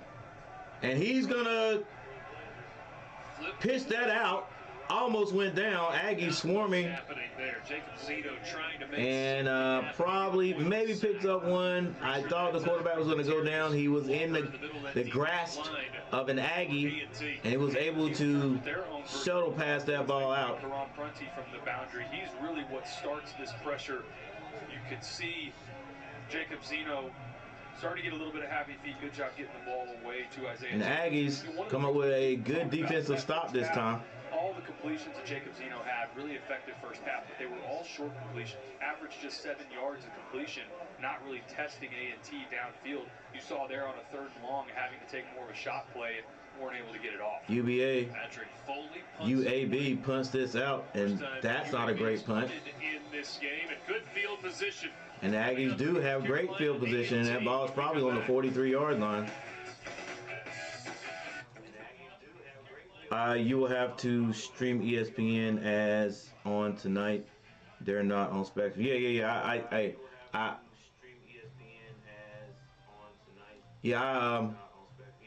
I looked it up yesterday or the day before, and I saw that the game was not going to be on ESPN. So, you know, I didn't have ESPN Plus, so I got it on my computer, so I can see these Aggies play, and I'll be able to see different games, games that I wouldn't be able to get. A lot of games I wanted to watch last year I couldn't find because they don't put ESPN Plus on Spectrum. So I have to watch it on the computer, but that's cool.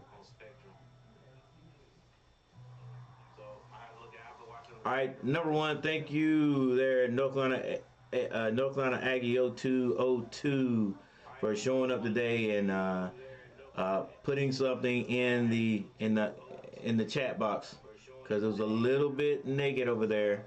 But thanks for watching. That's why you got that blue wrench.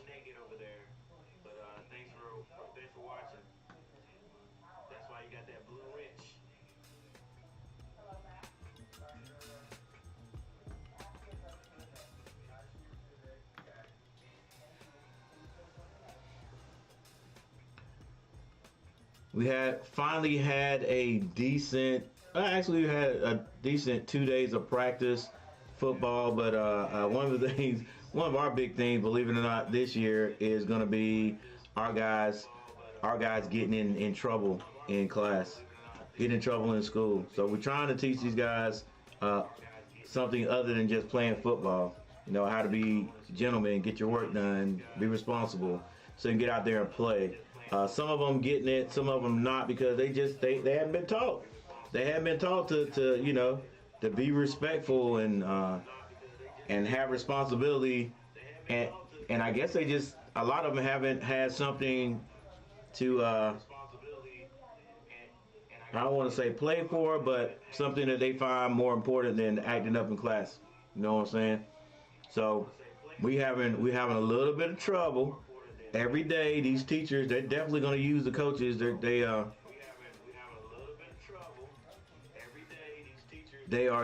letting us know that our boys are acting up. But it's good. KJ White back in White goes down field. Down the field, nobody home. I don't know what. I guess they're just throwing the ball sort of like we would do, just to let the other team know that, hey, we will go downfield. Pass interference. Defense, number 16. Oh, pass interference defense. An automatic first down. So the first down for North Carolina. Fortuitous call for the Aggies. Moves them deeper into Good touch. UAB Nice. field position. Woody again. UAB territory. Ball is on around the 27, 28-yard line. You make it a town for a UAB game. Single back for the Aggies. Highly recommend, especially with the onions and peppers. It's going to be a run, and he's hitting the backfield. Should have stayed behind those blockers. Wrestled down for a loss. Looks like he attempted to bounce it outside. And maybe he didn't. Maybe Moore just got off his block. Same time. That's good stuff.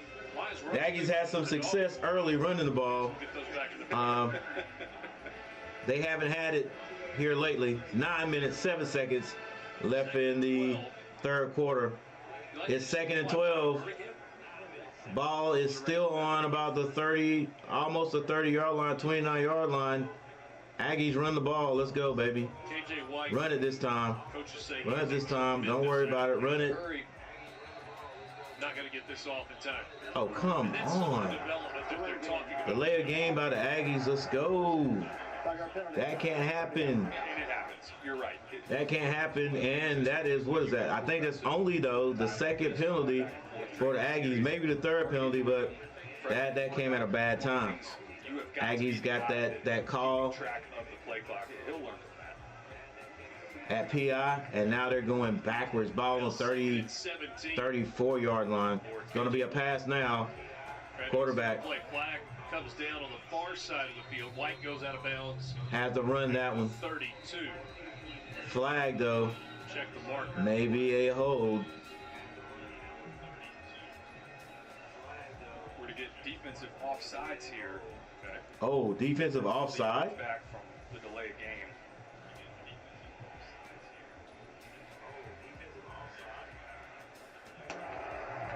Offside. Defense. It is defense offside. A&T with another fortuitous call.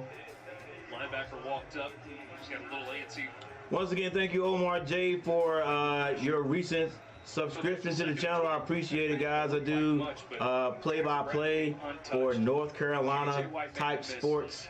Easily. That's that elusiveness that we've talked about.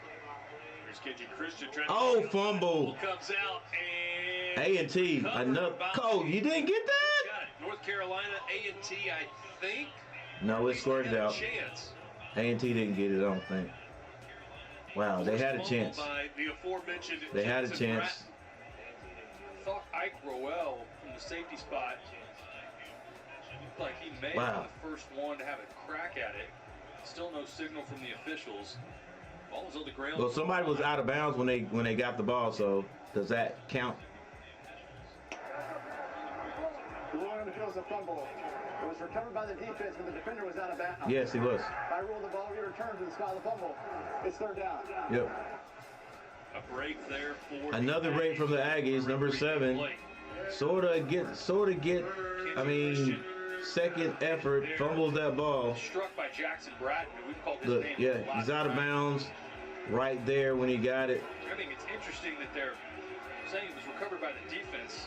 As best we could tell, it looked like Nicholas Dobson from A&T. He got on. He had a great chance right here, but didn't wrap it up. Ball still squirts out.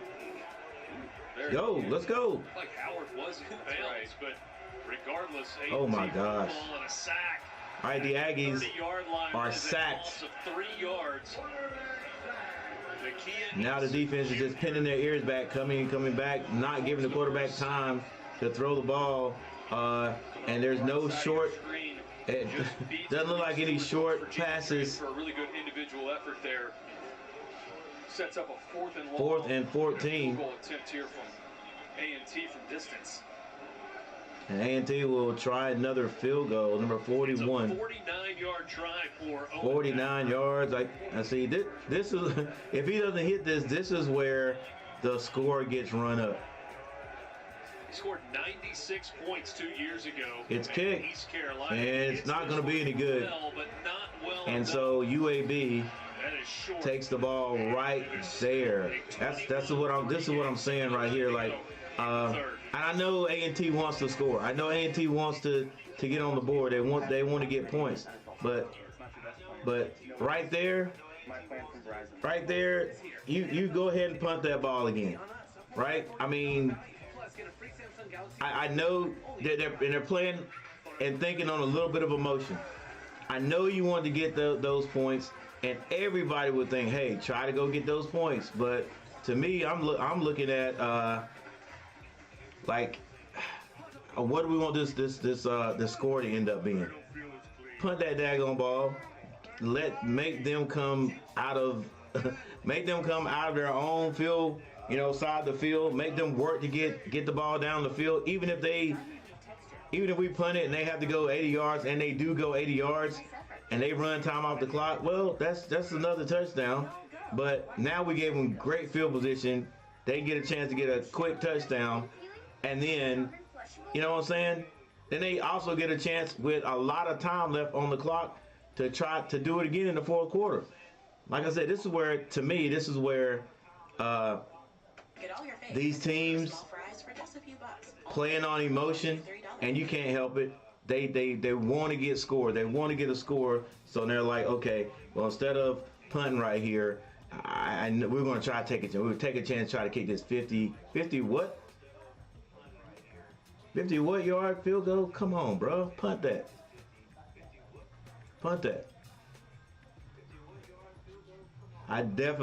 We definitely got to get our punt team right this year.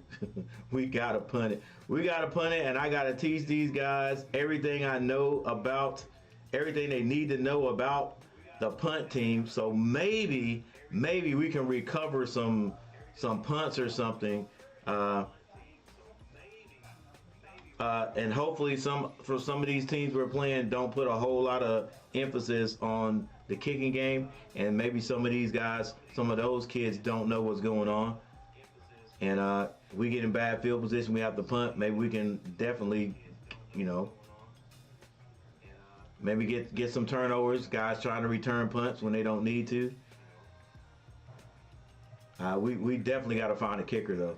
We got to be able to kick that ball. I've got to be able to have my guys to keep guys off the kicker, the punter.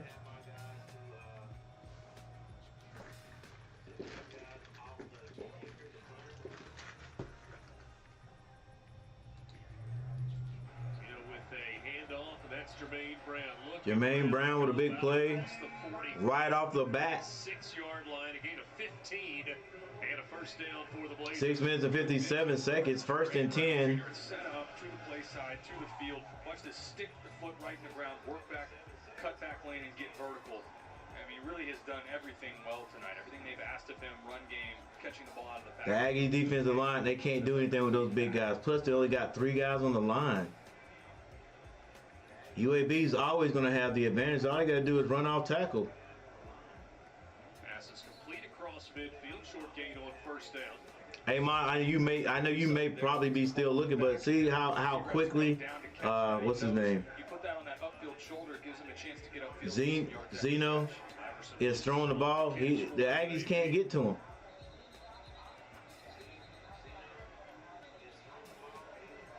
Flag on the play.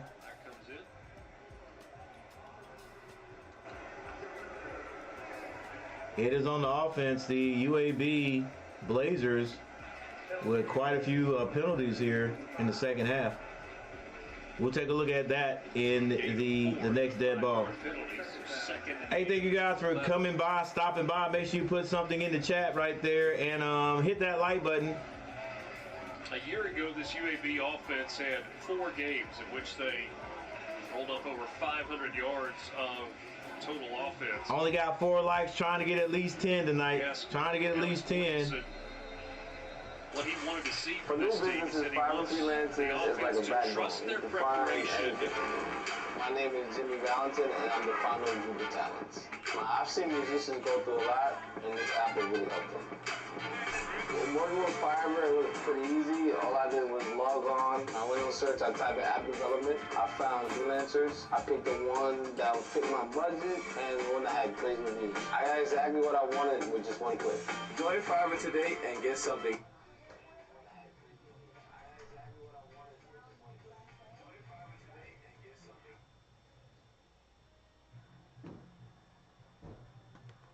All right, Eli Brick Handler for A&T is 1 of 6. Wow. For 7 yards. Still, Jacob Zeno, 21 of 22. And he just completes another pass.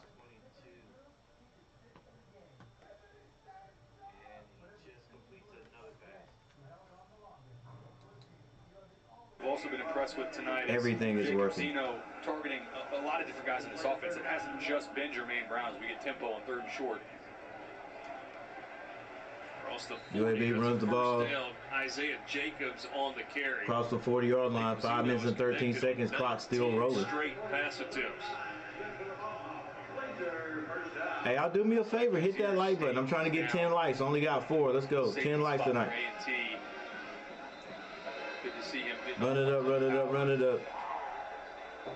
You know, Isaiah Jacobs, transfer from Maryland, also Independence Community College in Kansas. His brother, Josh Jacobs, of the Raiders, is a guy that they've been really excited about since he's been here. He's a captain, like we've talked about alongside Jermaine Brown, 2 captains out of that running back room, but what a compliment he is. And we've seen a lot of 2 running back sets because of that. I think that's a staple that you're going to see for this UAB offense all season, is both of those guys in the game. Josh Jacobs had some success playing in the state of Alabama. 1st and 10. 39. It's going to be a run off the left side. Good pickup there. About 5, maybe 6 yards.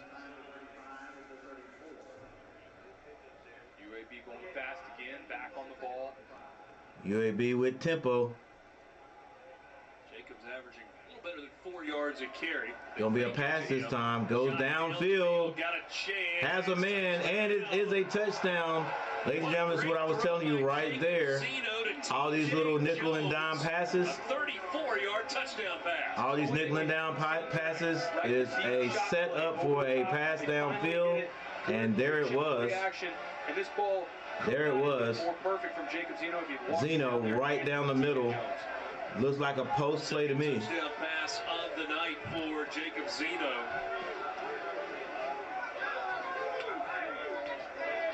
Trent Dilfer, the offensive staff, went back and watched. 4 minutes and 21 seconds. A year ago, long pass by Zeno. Potential to be really good. That UTSA game in particular, and the for over 330 yards in his point after is also successful. Provided them what they needed to see. Let's see. They can't really show us. He said, we're not going to have a quarterback competition, so we're going to have a quarterback revelation. You got to lay out, bro. Maybe a little coach speaking. He said, on that right there, instead of getting burnt, I'm getting a pass interference.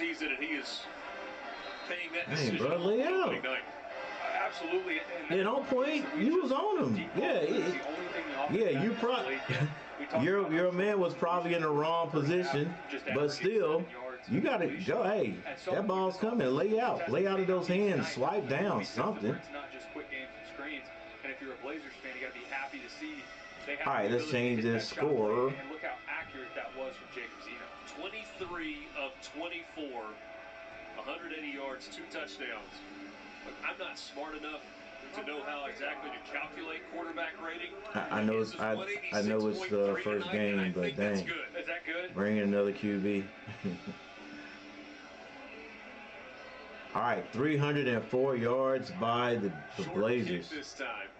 Returnable. A&T will return the ball. And the return man didn't look like he wanted that one at all. 22.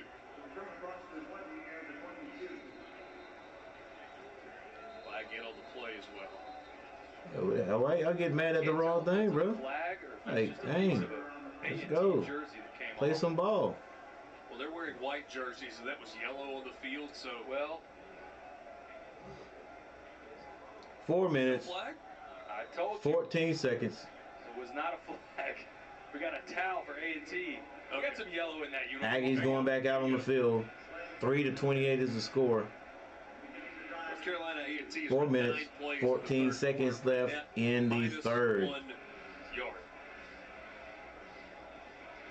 Their first 2 possessions tonight offensively, they ran 19 plays, covered 85 yards. It was not bad the beginning of the game. Now, 15 plays, 31 yards with 2 punts. that's what they did right there. Ran the ball. Just run it. Stop trying to pass it against these guys. You don't have time. I don't think the play designs for the wide receivers to get open are being successful. So let's just run the ball.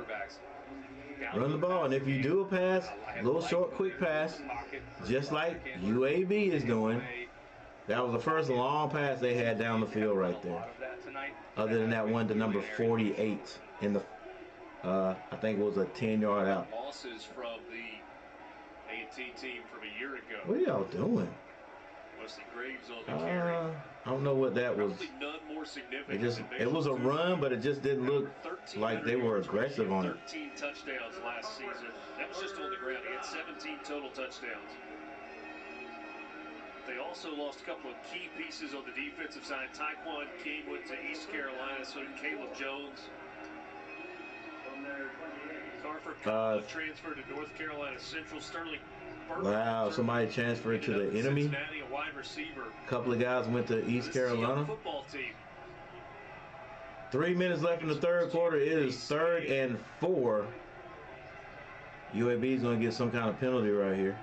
North Carolina A&T was a member of the MEAC for 50 years. Book handler gets the first down and more. There by Brick Handler. Tackled at about the 48, 49-yard line. Did not hesitate. One of the pieces we've seen him utilize some. He's not as good an athlete as KJ White is, but still clearly an effective runner. And I like the decisiveness, right? It looks blown up in front of him. There's bodies in green jerseys all over the place. Take off and get vertical, pick up the first down. Gain of 21. This one looked like a quarterback. Brick handler Takes it across midfield. It does it again right there. Brick handler with a draw. It was a screen that they didn't have a good look, but either way, as A&T now is just deciding to use that extra, that running back as an extra blocker and let the quarterback run the ball.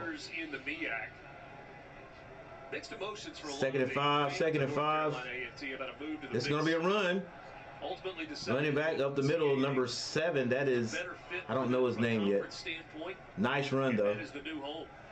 When we talked to head coach Vincent Brown about what a unique position it is to take over a team that they went 7-4 last year in the Big South. A&T with a little bit of tempo themselves. Coming from the back judge. Flag from the back judge going to be. Illegal substitution. Defense. It's going to be on defense. Correction more than 11 players information to the snap. 5-yard penalty. So Kinwan, is that Kinwan or Kenji? Kinwan Christian with the carry. He has 9 carries for 51 yards. That's number 7 doing a pretty good job for the Aggies. Winning culture and winning history, wanting to compete at the highest level in this new conference. They're expecting to compete right away. Dixon and Graves both in the backfield this time. Another handoff. Woo! What up the tackle, hard running. Close to the 25-yard line. That's what you're going to have to do right there. Number 35 is a big back. Brown, who looks like he's shaking up from the safety spot. Look on the right side of your screen. Bam, right there. Ooh. Ooh, man. Yeah, he took it. Arm, almost like what you see with a stinger. He's now off the field with the medical staff. Hopefully he's okay. Currently, I'm the Mad Aggie alumni. It's a combination of several factors tonight. Come on, guys, keep playing. Quarterback back there running. You guys looking around. Let's go. Are we tired? Cut into a 25-point deficit as we close in on the end of the third. Like we discussed in the past, we need to have serious weight management program. Yeah, hey, the only way they're gonna do it, man, is they just gotta get another. They gotta really build, and they got a decent weight room now. It's a lot better than it was when I was there. But yeah, you're right. They gotta get a serious weight program. A&T pulling the big guys, and those guys are tired. You can see the way they pulled. They pulled, but boy, it was lumbering. Left side, leaning on Lawrence LeBron, Jason Ivey. Lumbering to the fact that some of them was stopping and looking back to see where the running back's going. Let's go, baby. This is college football. UAB in control, but North Carolina A&T trying to cut into the deficit. A massive yeah, right there on that pass right there. I pushed the crap out of him. You know, I'm beat already. It's either a touchdown or pass interference. Pass interference, and at least we get a chance to stop them again. You know what I'm saying? That's why I always tell defensive backs, if you are burnt, I'd rather for you to push that guy down, almost tackle him, instead of letting him run past you and catch that pass. Hey, dive out like for his arms, like you're going for the ball. You know, who knows? You may get there at the right time, or the ref may let it slide. But you know, letting that guy go into the end zone, nope, not happening here. You're gonna get interfered with if it's me.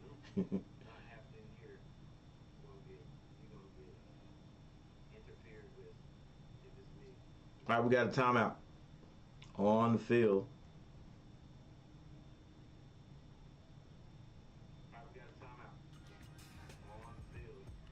We need to raise $10 million for it to cover the staff, etc. Yeah, if not, we will never compete in this conference. To the many alumni who wanted to move up, don't understand single economics. Yeah, simple economics.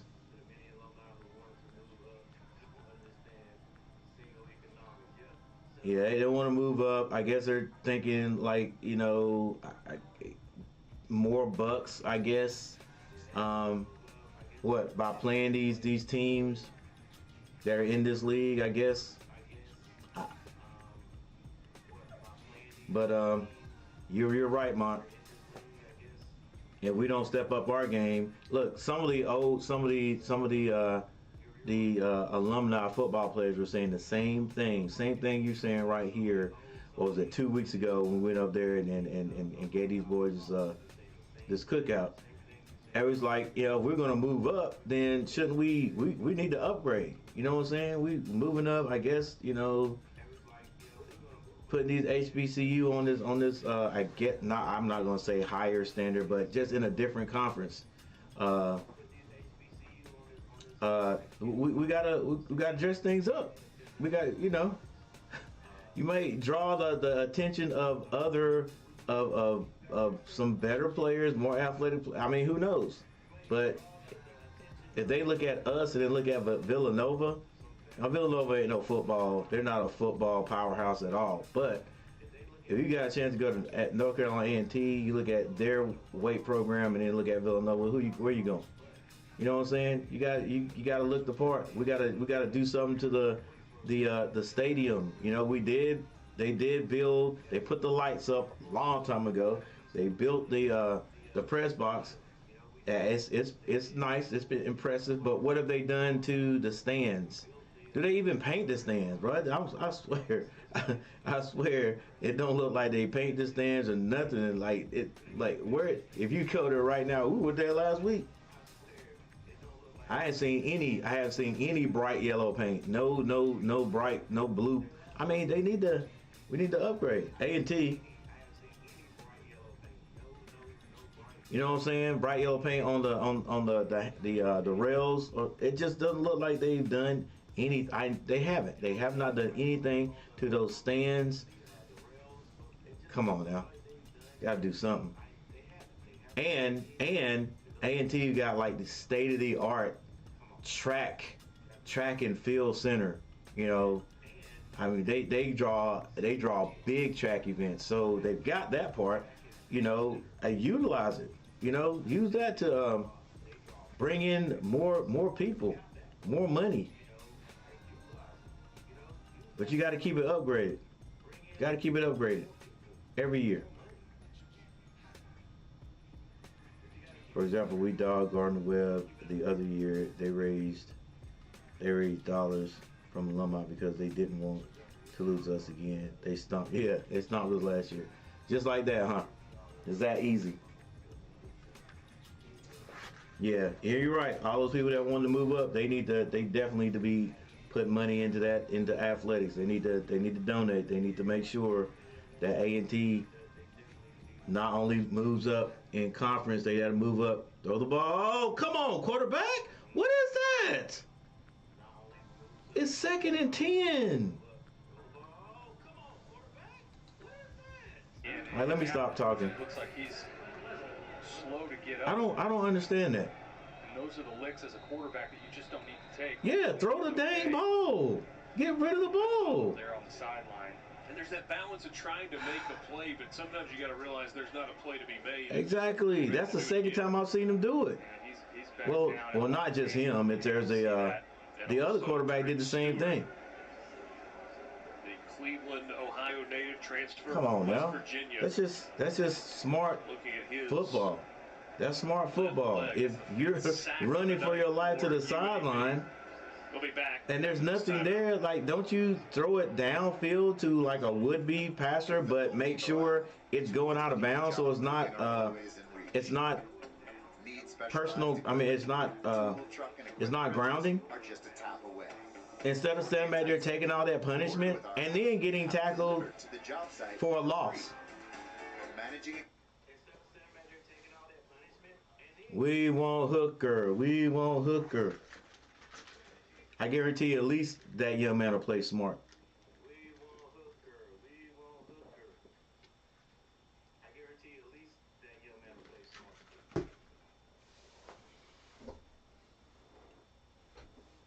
You got to play smart. That was, if I'm not mistaken, that was third. That was third down? Hey, again, it's third down. Instead of taking the loss, you get the ball closer. You go for that field goal. And instead, what you do is hang on to the ball and then lose 5 to 8 yards. It's not smart football. You're right. We need to market, but I blame administration and the top boosters for this. Yeah, I don't know. They think they're doing. I guess they think they're doing the right thing. I was just thinking about it the other day, man. Like we don't keep good coaches. We don't keep, and when I say good coaches, I mean like coaches that can recruit. Maybe this guy can recruit. I don't know, but you know what you had in Sam. You know he's bringing in the boys. You know what I'm saying? Under his watch, we're at what running back you. I don't know. I don't understand the ideas of some certain people or the moves. Sideline. All right, 3rd and 12. White wanted to pull it there, but he wasn't able to get it away from Wesley Graves. 4th down. He's going to have to settle for a field goal try. And the Aggies start there with Nakia Eason. Defense bowing up. Sam worked with Broadway since Grambling, and and Broadway probably one of the best to come through there to bring guys to A&T. But yeah, I don't understand the mindset. You get rid of him. Now, I don't know if he left because, let's see, ball's down, and Daffer puts 3 more points on the board for the Aggies. I don't know if I don't know if Sam Washington leaves because you can't get a contract, a type of contract he wants or whatever, and A&T they ain't really gonna pay. They're not gonna pay good coaches. That's why they let Capel get out of there. Capel was bringing that basketball program up, and they let him get out of there. Sometimes you just gotta pay guys, and then realize that in the long run, you're gonna get repaid. So I don't know if Sam Washington wanted to leave, or if they just got, decided they just wanted to get rid of him. Maybe he wasn't down for this move right here, and they was like, well, you don't want to roll with us, we got to get rid of you. But dang, stay where you are right now and just keep building. And then when you move, you move, and you got something to move with, if you ask me. All right, A&T, kick it off. A&T really, oh my gosh, come on, baby. We really need to work on our kicking game. We really need to get some guys out there that are prolific.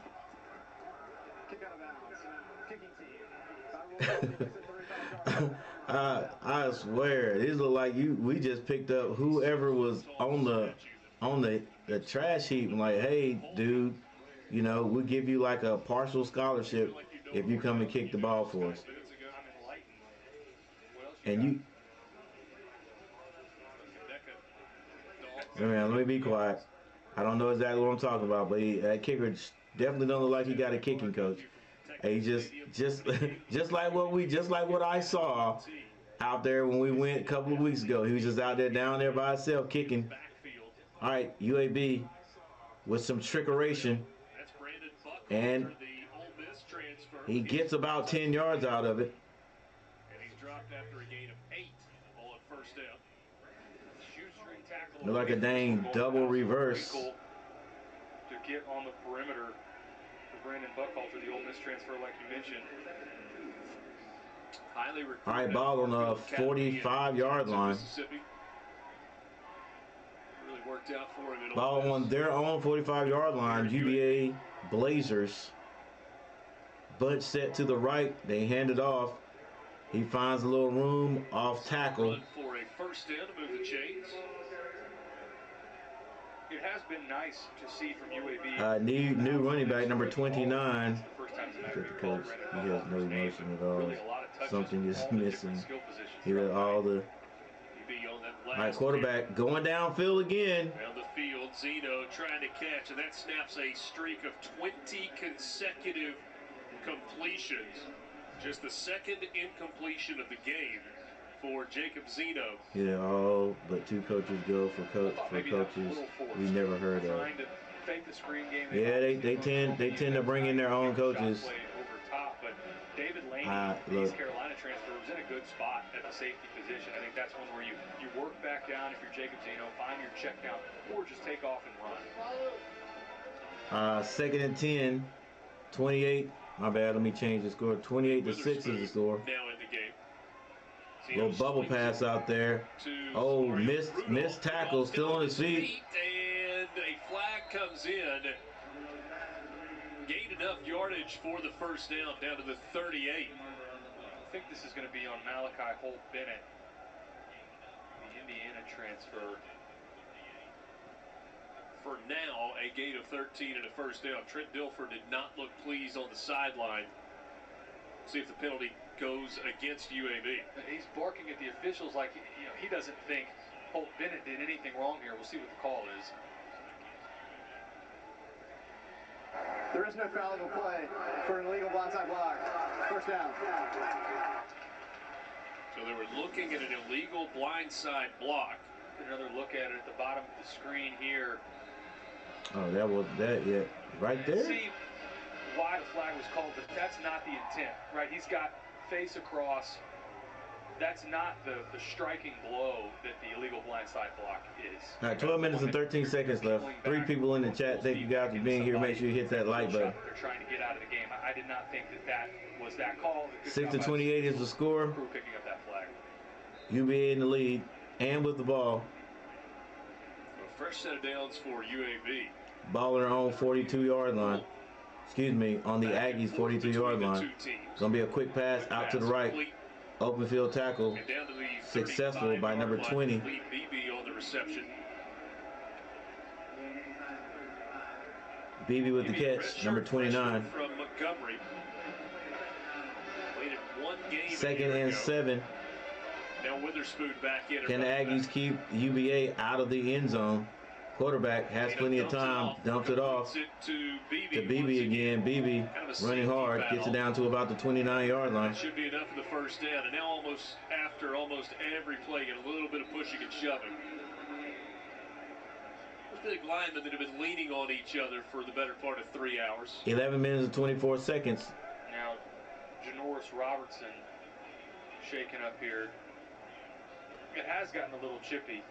And I like the attitude here from A&T. Look, there's only 2 seniors on the entire 2 deep for this A&T defense. A lot of youth, guys that are really in their first spot playing college football. Attitude has been there for A&T. Just got to clean up execution. All right, 91 views, trying to get up to at least 100. Man, if I could get 10 likes, I'd hit it with no problem. Those new tiles are falling right into place. Well, that's all right. I just got to do better. All right, ladies and gentlemen. So for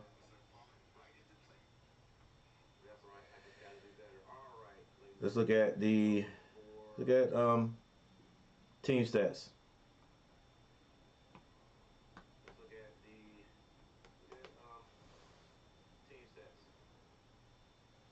All right, who else is playing tonight? Florida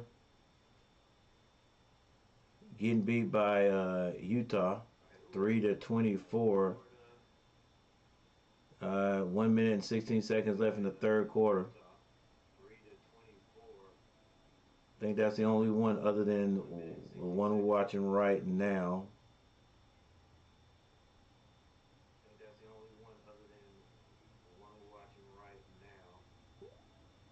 Hey, this Saturday, my UNC Tar Heels take on South Carolina.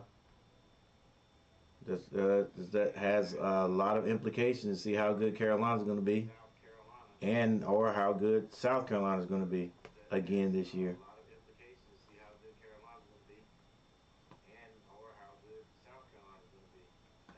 All right, first downs. Aggies are able to amass 11 of those bad boys to go along with our 6 points.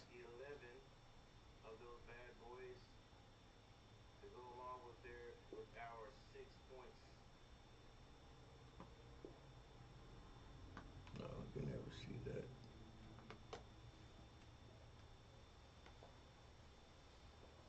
Uh, 140 total yards to UVA's 341 passing. A&T 7. 203 for the UAB Blazers. Rushing yards for A&T 131 and 133, 138 for the Blazers. That's one positive point there for the Aggies. They can run the ball. Penalties 2 for 10 for the Blazers, 5 for 45, and they turned the ball over one time. A&T has yet to turn that ball over. Hope I didn't just jinx them.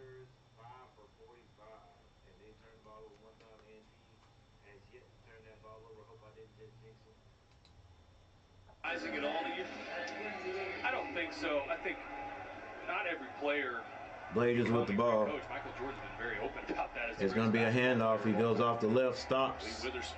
A&T wraps him up. There's something different about players that become great coaches, and I think a lot of times you see that drive, especially from small school guys, or guys that maybe felt overlooked or they had a chip on their shoulder. 10 minutes and 57 seconds left in the fourth quarter. Zeno getting the play in. Probably, especially in this day and age, you've got plenty of money in the bank. You need to grind in the way that college football coaches do. But you hit the nail on the head earlier when we talked to Trent yesterday about little tight spread right there. 2 receivers to both sides. Now 3 to the right. An empty backfield. Aggies do a little bit of adjusting. It's a quick throw, almost picked off. Big time interception. Wow. Sumter read that. Jumped the route. He had a head hung onto that. He would have been gone. He baited him. One throw in the first half that could have been intercepted. Hit him in the wrong spot. The hands, he let it come. I think he let it get to his body. On the other direction. And that right there, unfortunate because the UAB Blazers may continue to drive down here and score. 3rd and 8, quarterback drops back, finds a man for a first down. Fred Ferrier, the second, makes the catch. This is really good by Ferrier, settling down in zone. Yeah, finding the empty space, the open space in the zone. Boom, right there, and a good job on time by Jacob Zeno. Run out to the right, going to score on this one. Ref's probably going to throw it up. It is a touchdown. And he takes his helmet off on the field. I guess that doesn't matter. Everybody's getting a turn tonight for this Blazers offense. Samario Rudolph getting his name in the mix. Makes one miss at about the 5-yard line. Extends that ball out for the score. Another jet sweep right. The staple of this UAB offense tonight. We've seen it run with Jermaine Brown Jr. Look at that effort to get this ball extended out for the touchdown. That is indeed a touchdown. I think that's what they're taking a look at right now. I think. As a former quarterback, do you love with 10:02 on the clock? Touchdown pass on that play? Yes, absolutely. Ruling on the field of touchdown has been reviewed. The replay has determined that the runner's knee was down inside the 1-yard line. His knee was down. I got the call right. The knee is down. Unfortunately for Samario Rudolph, this is coming back. It'll be marked from the 1/2-yard line. To answer your question, yes. And we did not have that in our offense. We ran the traditional jet sweep. All of that turned into rush yardage. We played Case Keenum. All right, the touchdown is taken off the board, but the Blazers get a first down. Can we implement that? I've seen musicians go through a lot. Hand it off. Pretty easy. All I did was love More off. importantly, if it gets blown up, it's just an incomplete pass. So the ball is placed inside the 1-yard line. He went down at about the 2, but the ball was extended out across the 1. Jacob Zeno has no idea that they're going to go back out and run another play. He was helmet off, bench area. He's getting a play call. The majority of the plays businesses, 5 freelancers is like a backbone. Tonight, my name is Jimmy Valentin, and I'm who's doing that for the first time. He's gone from I've seen musicians go through a lot, and this app is really never been a position coach. Working with Fiverr, it was pretty easy. All I did was log on, I went on search, I typed in app development, I found freelancers. I picked the ones He talked about it being that's exactly what I wanted. Get landing pages. Join Fiverr today and get some promotions. Done. For every step your business takes, Fiverr, freelance services on demand. Plays than me, which is a pretty big compliment to a guy who has never called plays before. Not done it before. That's all right. Sorry for all that commotion right there. Traditional assistant. UAB did not score on that quarterback's knee. This time they're going to try it, and it is broken up. Blown up. It is blown up. A quick, was that a jet sweep left is called, and big number 34 gets in there to stop everything. A ton of effort, and they turn him loose. Seeing that pop pass, we just talked about it a second ago all night. Now it's 3rd and goal. Well, but back-to-back plays not a lot of push up front for UAB and go from the half-yard line back to So if the Aggies can stop them right here, and you better believe there's going to be some misdirection, stay home, do your job back there, man to man, for the corners, and it's going to be a pass. They get it, open field tackle. And it's incomplete. Or excuse me, it's complete to Witherspoon, and his feet go out from under him, though. This will be a drive, and this is going to be 4th down. Will the UVA Blazers go for it? Doesn't look like it. Really hasn't been efficient. So great hustle by the Aggies to stop that would-be touchdown you want to have that maturity at the half-yard line. Earlier in this possession. Push forward, lean on your offensive line and get a score. Instead, you go back. And instead of getting a score, the A&T Aggies forced the Blazers to kick a 3-point conversion. And it's off to the side, the left hash, to see if he can hit it. I don't know. And it is no good. The Aggies hold. So a big-time missed opportunity there for UAB. Blazers, though, still in front. 7:50 to play. It's 28-6. Here we are, in the heart of the city. Still 28-6 now, with the Aggies holding on defense. Will they be able to go down the field and get another point? Will they be able to get in the end zone? That would be great. That would look great. At least.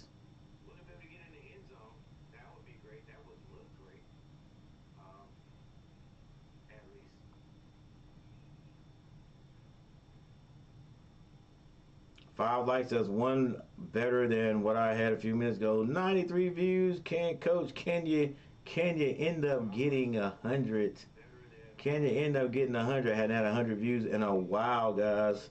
I don't know what happened right after the NBA championship, and I took a little break. Boy, after that, the algorithm has not liked me at all. They're not putting me out at all.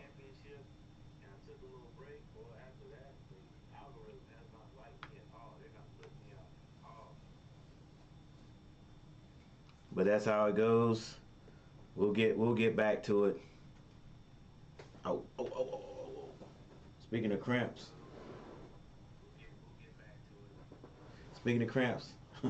I'm getting one. Whoa.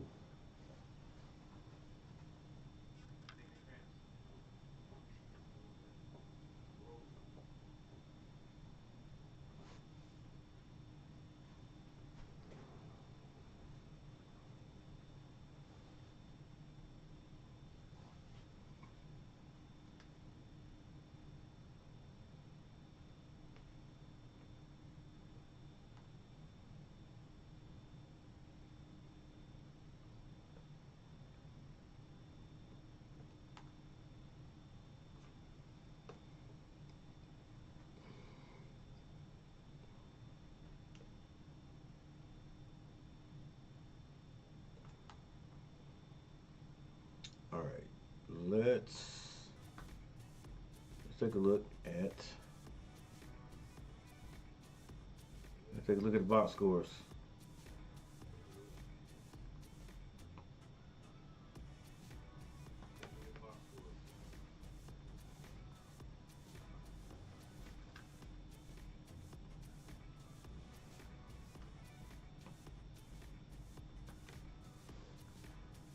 Brick handler, 1 for 6. Can't be all his fault. Like, you got to have some time to throw it, and then you got to have some receivers that can get open, I guess. A&T runs the ball again. Wesley Graves on the first down carry. Big number 35. Graves. I would have SMU circled. You and I, we had Preston Stone last year against Tulsa. Able to get that ball outside. Wesley Graves, 14 carries for 51 yards.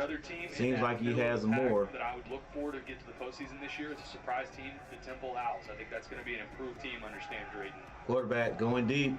Shot down the field, and it's incomplete. Intended for Tamon Cook. It's good to see Tamon Cook is evidently he's the speedster for the Aggies, I guess. Glad he could wrap.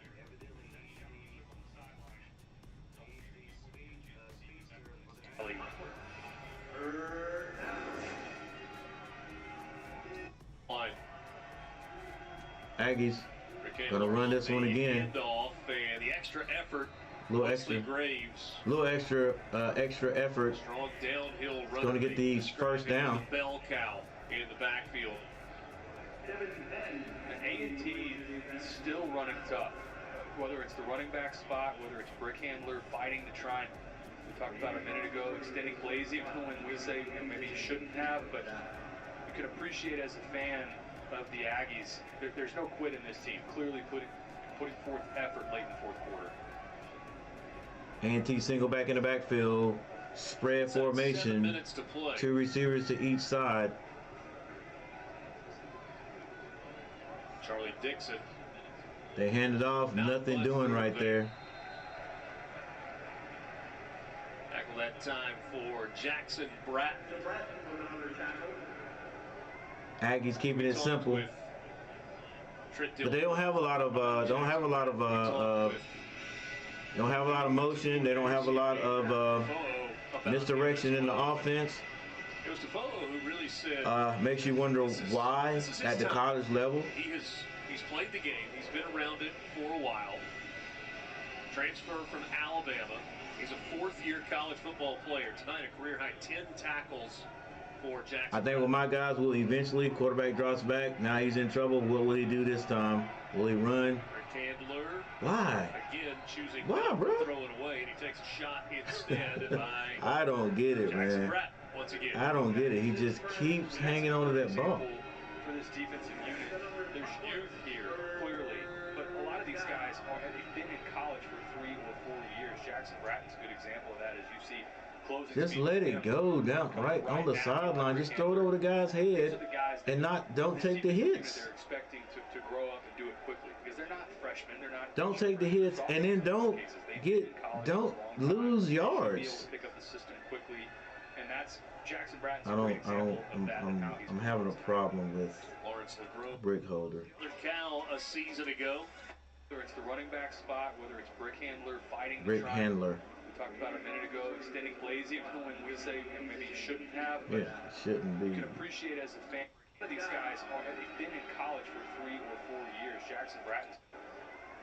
2nd and 10. Trent Dilfer about Jackson Bratton. We talked with new defensive coordinator Sione. Those new tiles are falling right into place until you run out of. You can find what you need fast and keep things moving in the right direction.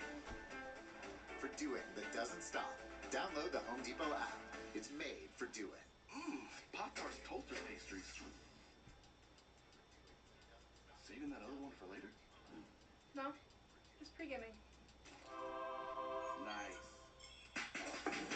So your brand What in needs the some heck is digital marketing. going on? No, you don't need Go no to digital Fiverr. marketing. Get out of here with that.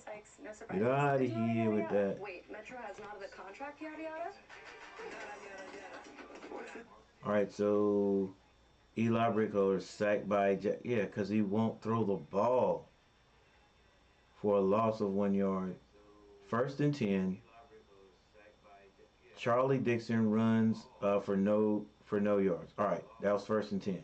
So on 2nd and 10, Eli Brickholder has to get out of the pocket, and instead of throwing the ball away, he takes a hit and a loss. Let's go, bro. Like I'm not getting his thinking, and not only that, but you do have. I know there's a quarterback coach over there. Hey, throw the dang ball away, son. And not take the hit. Wesley Graves, 15 carries for 54 yards.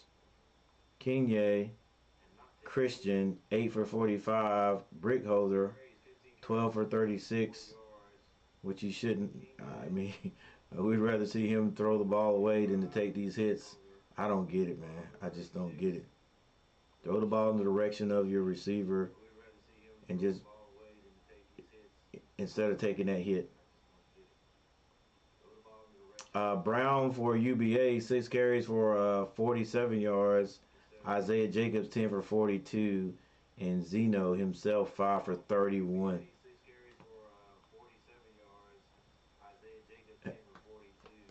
Amonte Jones, the only receiver for the Aggies who has caught a pass, and a plethora of catchers or receivers for UBA.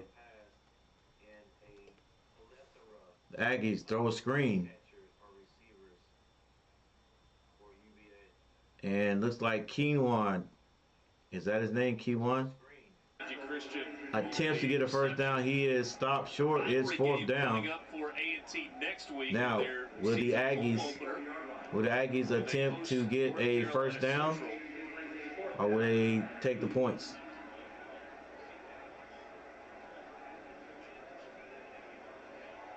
A&T going to punt it away. They're going to, okay, my bad, guys. We were nowhere. I thought we had gotten into there. All right. A&T punts the ball. I thought we were in Blazer territory. Hit takes a big Aggie roll down inside the 10, inside the 5. Caleb Brickhouse had the one punt that he shanked, his first of the season. It went 20 yards. This one goes 61 yards, and it's down at the 1. He also is that Caleb Brickhouse? Punt tonight. How about some of the guys to watch this year in the American Conference? Caleb Brickhouse, the over 4,000 yards through the air last year.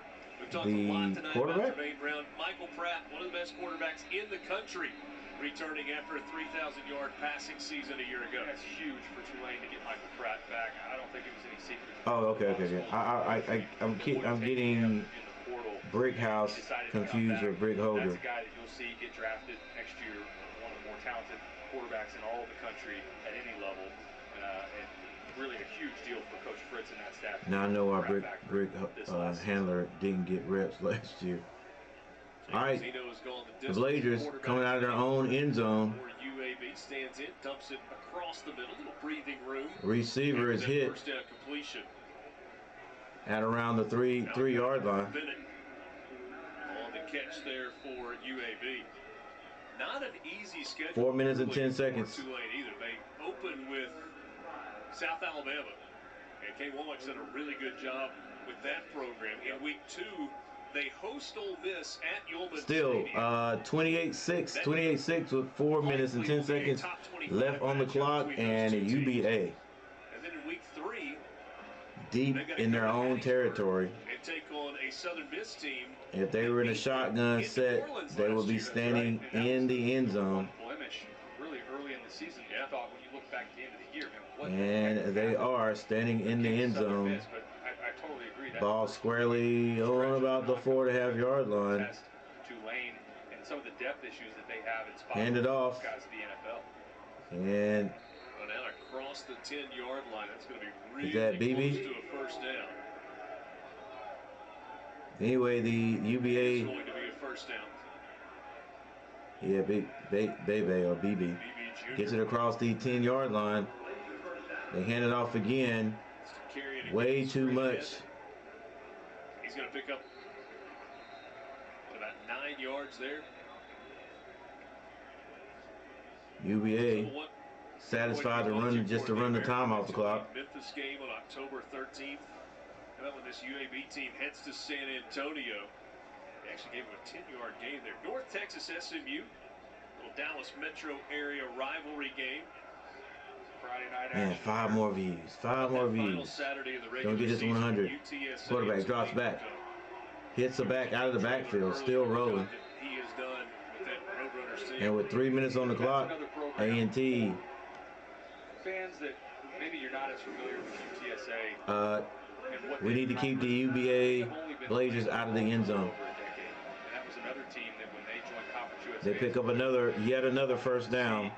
Moving this ball up the field. Ball is on the 32-yard line. Quarterback throws it. Receiver catches it. Fred Ferrier with another catch, his 3rd of the game. And for as impressive and as play design excellent. They are able to pick this zone apart. Quarterback has plenty of time because the Aggies are only rushing 3 and they can't get off their block. And then they get a chance to go to Tennessee. If they're really as good now as 4. people think they are, and I'm one of them, I'm not saying they're going to go in and get a win in Knoxville, but I think they can compete with that Tennessee team. That's week 4, September 23rd. Man, wide open in the flats. It's a game that was scheduled by the previous administration. Wide open in the flats. At Tennessee. Ball caught and number 22 with the tackle. UTSA right now.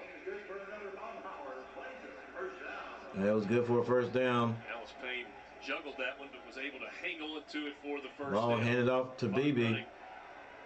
BB gets good yardage. Gets into A&T territory. 1 minute 35 seconds left on the clock. It is 1st and 10 yet again. And they are just chewing, they're turning and turning it away. That's the time and yardage. Spread out. Spread offense.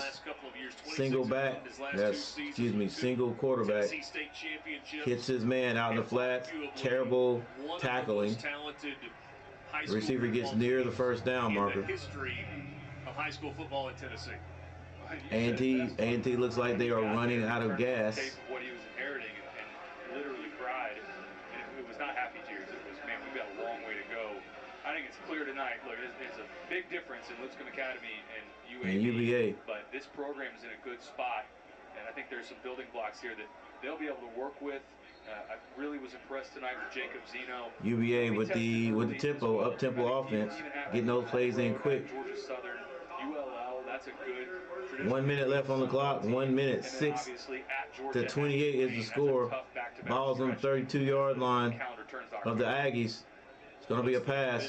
Quarterback goes downfield, has a man wide open, and he is tackled at about the 5-yard line. Jacob Zeno, 28 yards on the pass. He may not get to 300 yards tonight, but it has been a good night throwing the football. 287 yards passing tonight for Jacob Zeno. Play action, finds a man out in the flats. He dives for the end zone, and it is another score. This one will not be taken away from the Blazers. Less than 30 seconds to play. Now, part of me thinks that was Trent Dilfer and Alex Mortensen wanting to make up for that drive where they had it at the half-yard line and didn't punch it in. Good for UAB to cap this off. Jacob Zeno again. Good play action. Where did he come from? A significant play to some. Just so open. Oh, okay. Came across the formation. Extra point. It was the slot back on the left side. Came across under the formation. It is now 35-6.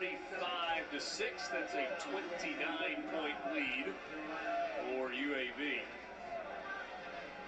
So the Blazers get it done. All right, so that score. Let's go, Aggies. That score still, it doesn't look great, but it could be worse. Could be worse. All right. Luckily, UVA doesn't have those big strikes. I couldn't get these big strikes tonight. And at one time, to me, it looked like the Aggies were just going to try to sell out and, just throw the ball down the field every time. And that's not what they were being successful with. But then they settled back down, and they still move the ball. They still move the ball. Running it, they didn't do a lot of throwing it. And just was really impressed by Jacob Zeno all night. You can see also why he was voted a captain as a first-time starter here for the Blazers. Oh, I better not get a copyright strike with that rock and roll music going on in the background.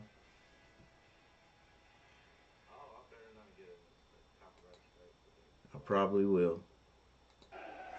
Ball's kicked. This one is short. And decides to take it. Cook. Finds a little room. He gets down to about 30, 35, 36 yards line.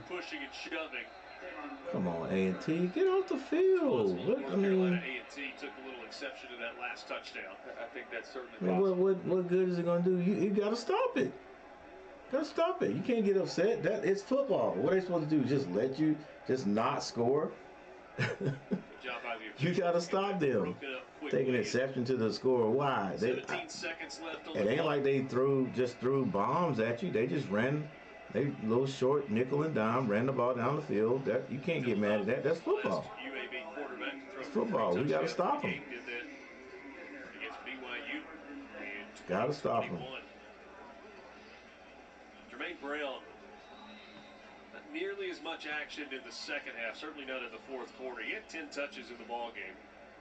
80 yards, couple of touchdowns, both of those on the ground. You look at our roster tomorrow.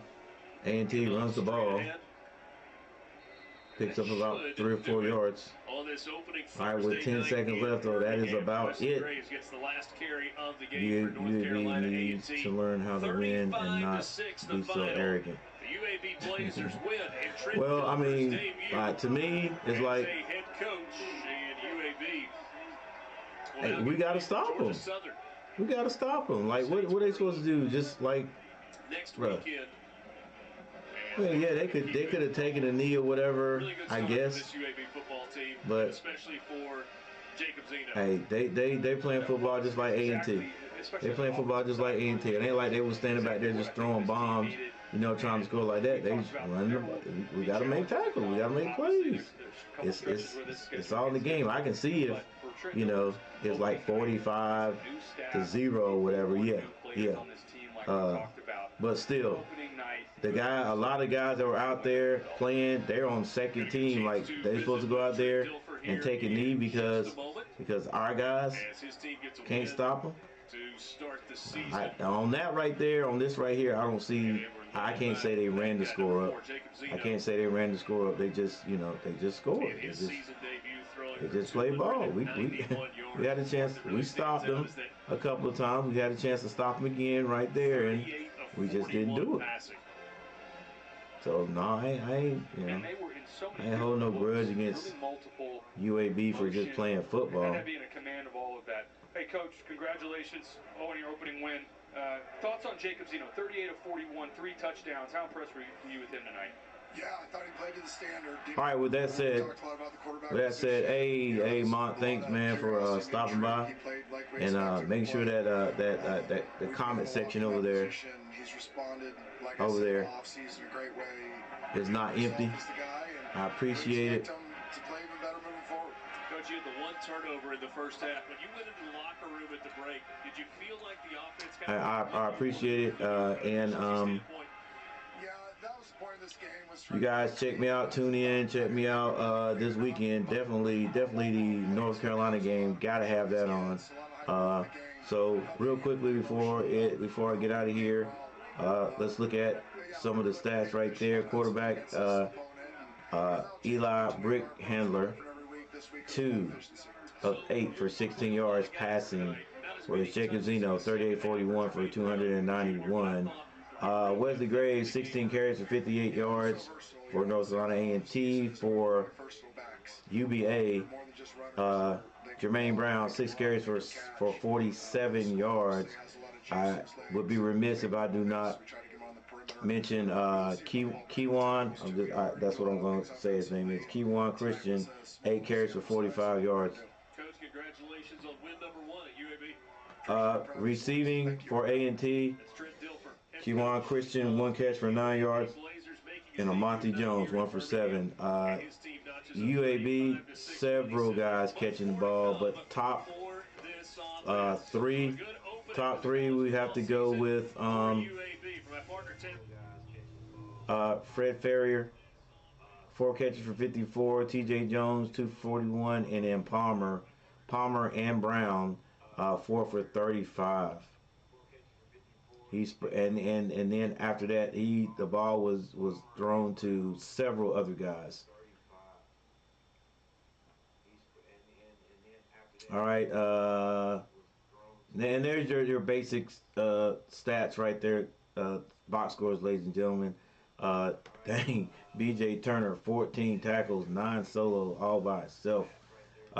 Tim Williams and Malachi Jacobs, 9 and 8 tackles. Those guys were tackling. Jacob Bratton, over for UBA had 12 tackles, 8 solos. All right. I will take a final look. Take a final look at the team stats. A&T 12 first downs to UAB 30B's 31. I mean, their offense design, their play design was just excellent. Just boom, hit them short and let those athletes get extra yards. You know, quarterback took only, I would say, maybe 4 to 5 times that he sit in that pocket and get the ball down field. But he was not in any trouble because A&T was only rushing like, 3 guys. A lot of times they're rushing 3 guys, and I'm pretty sure they did that, to try to stop the pass, but that didn't work either. They were set. These guys were, and as you can see right there, passing 291 yards. Total yards 458 for UAB. A&T 163. Our passing 16 yards. Rushing for A&T 147. That was a bright spot for us, but UAB had 164. Our penalties, good. I mean, good job on the penalties, guys. Like, didn't get a lot of calls, and didn't give the game or help UAB beat us. There were 2 penalties for 10 yards, where UAB was 5 for 45. All right, well, with that said, ladies and gentlemen, I'm getting ready to get out of here. Good luck to the Aggies in the Coastal Atlantic Association Conference. Good luck to UAB. Thank you for letting this A&T come down and play you guys. Good. I'm pretty sure you guys were good hosts. Hey, take a look at the Coastal Athletic Association. Delaware won their first one. William and Mary won theirs, and you got University of Albany. Is that a win? Anyway, yeah, they're still 1-0. They are 1-0. Elon lost theirs along with A&T, Rhode Island, Campbell, and Stony Brook. So I don't know. And the guys in the middle, nothing as of yet. No game as of yet. So, can we take anything from that? Well, we'll see.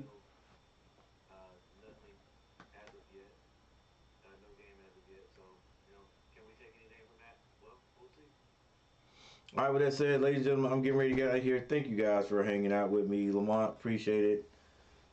All day, every day. Y'all check me out Saturday. I think Carolina plays at 7 o'clock, and I shall be on at that time. With that said, I'm getting ready to get out of here. Thank you guys for watching. I appreciate you, and I'll see you next time. Peace.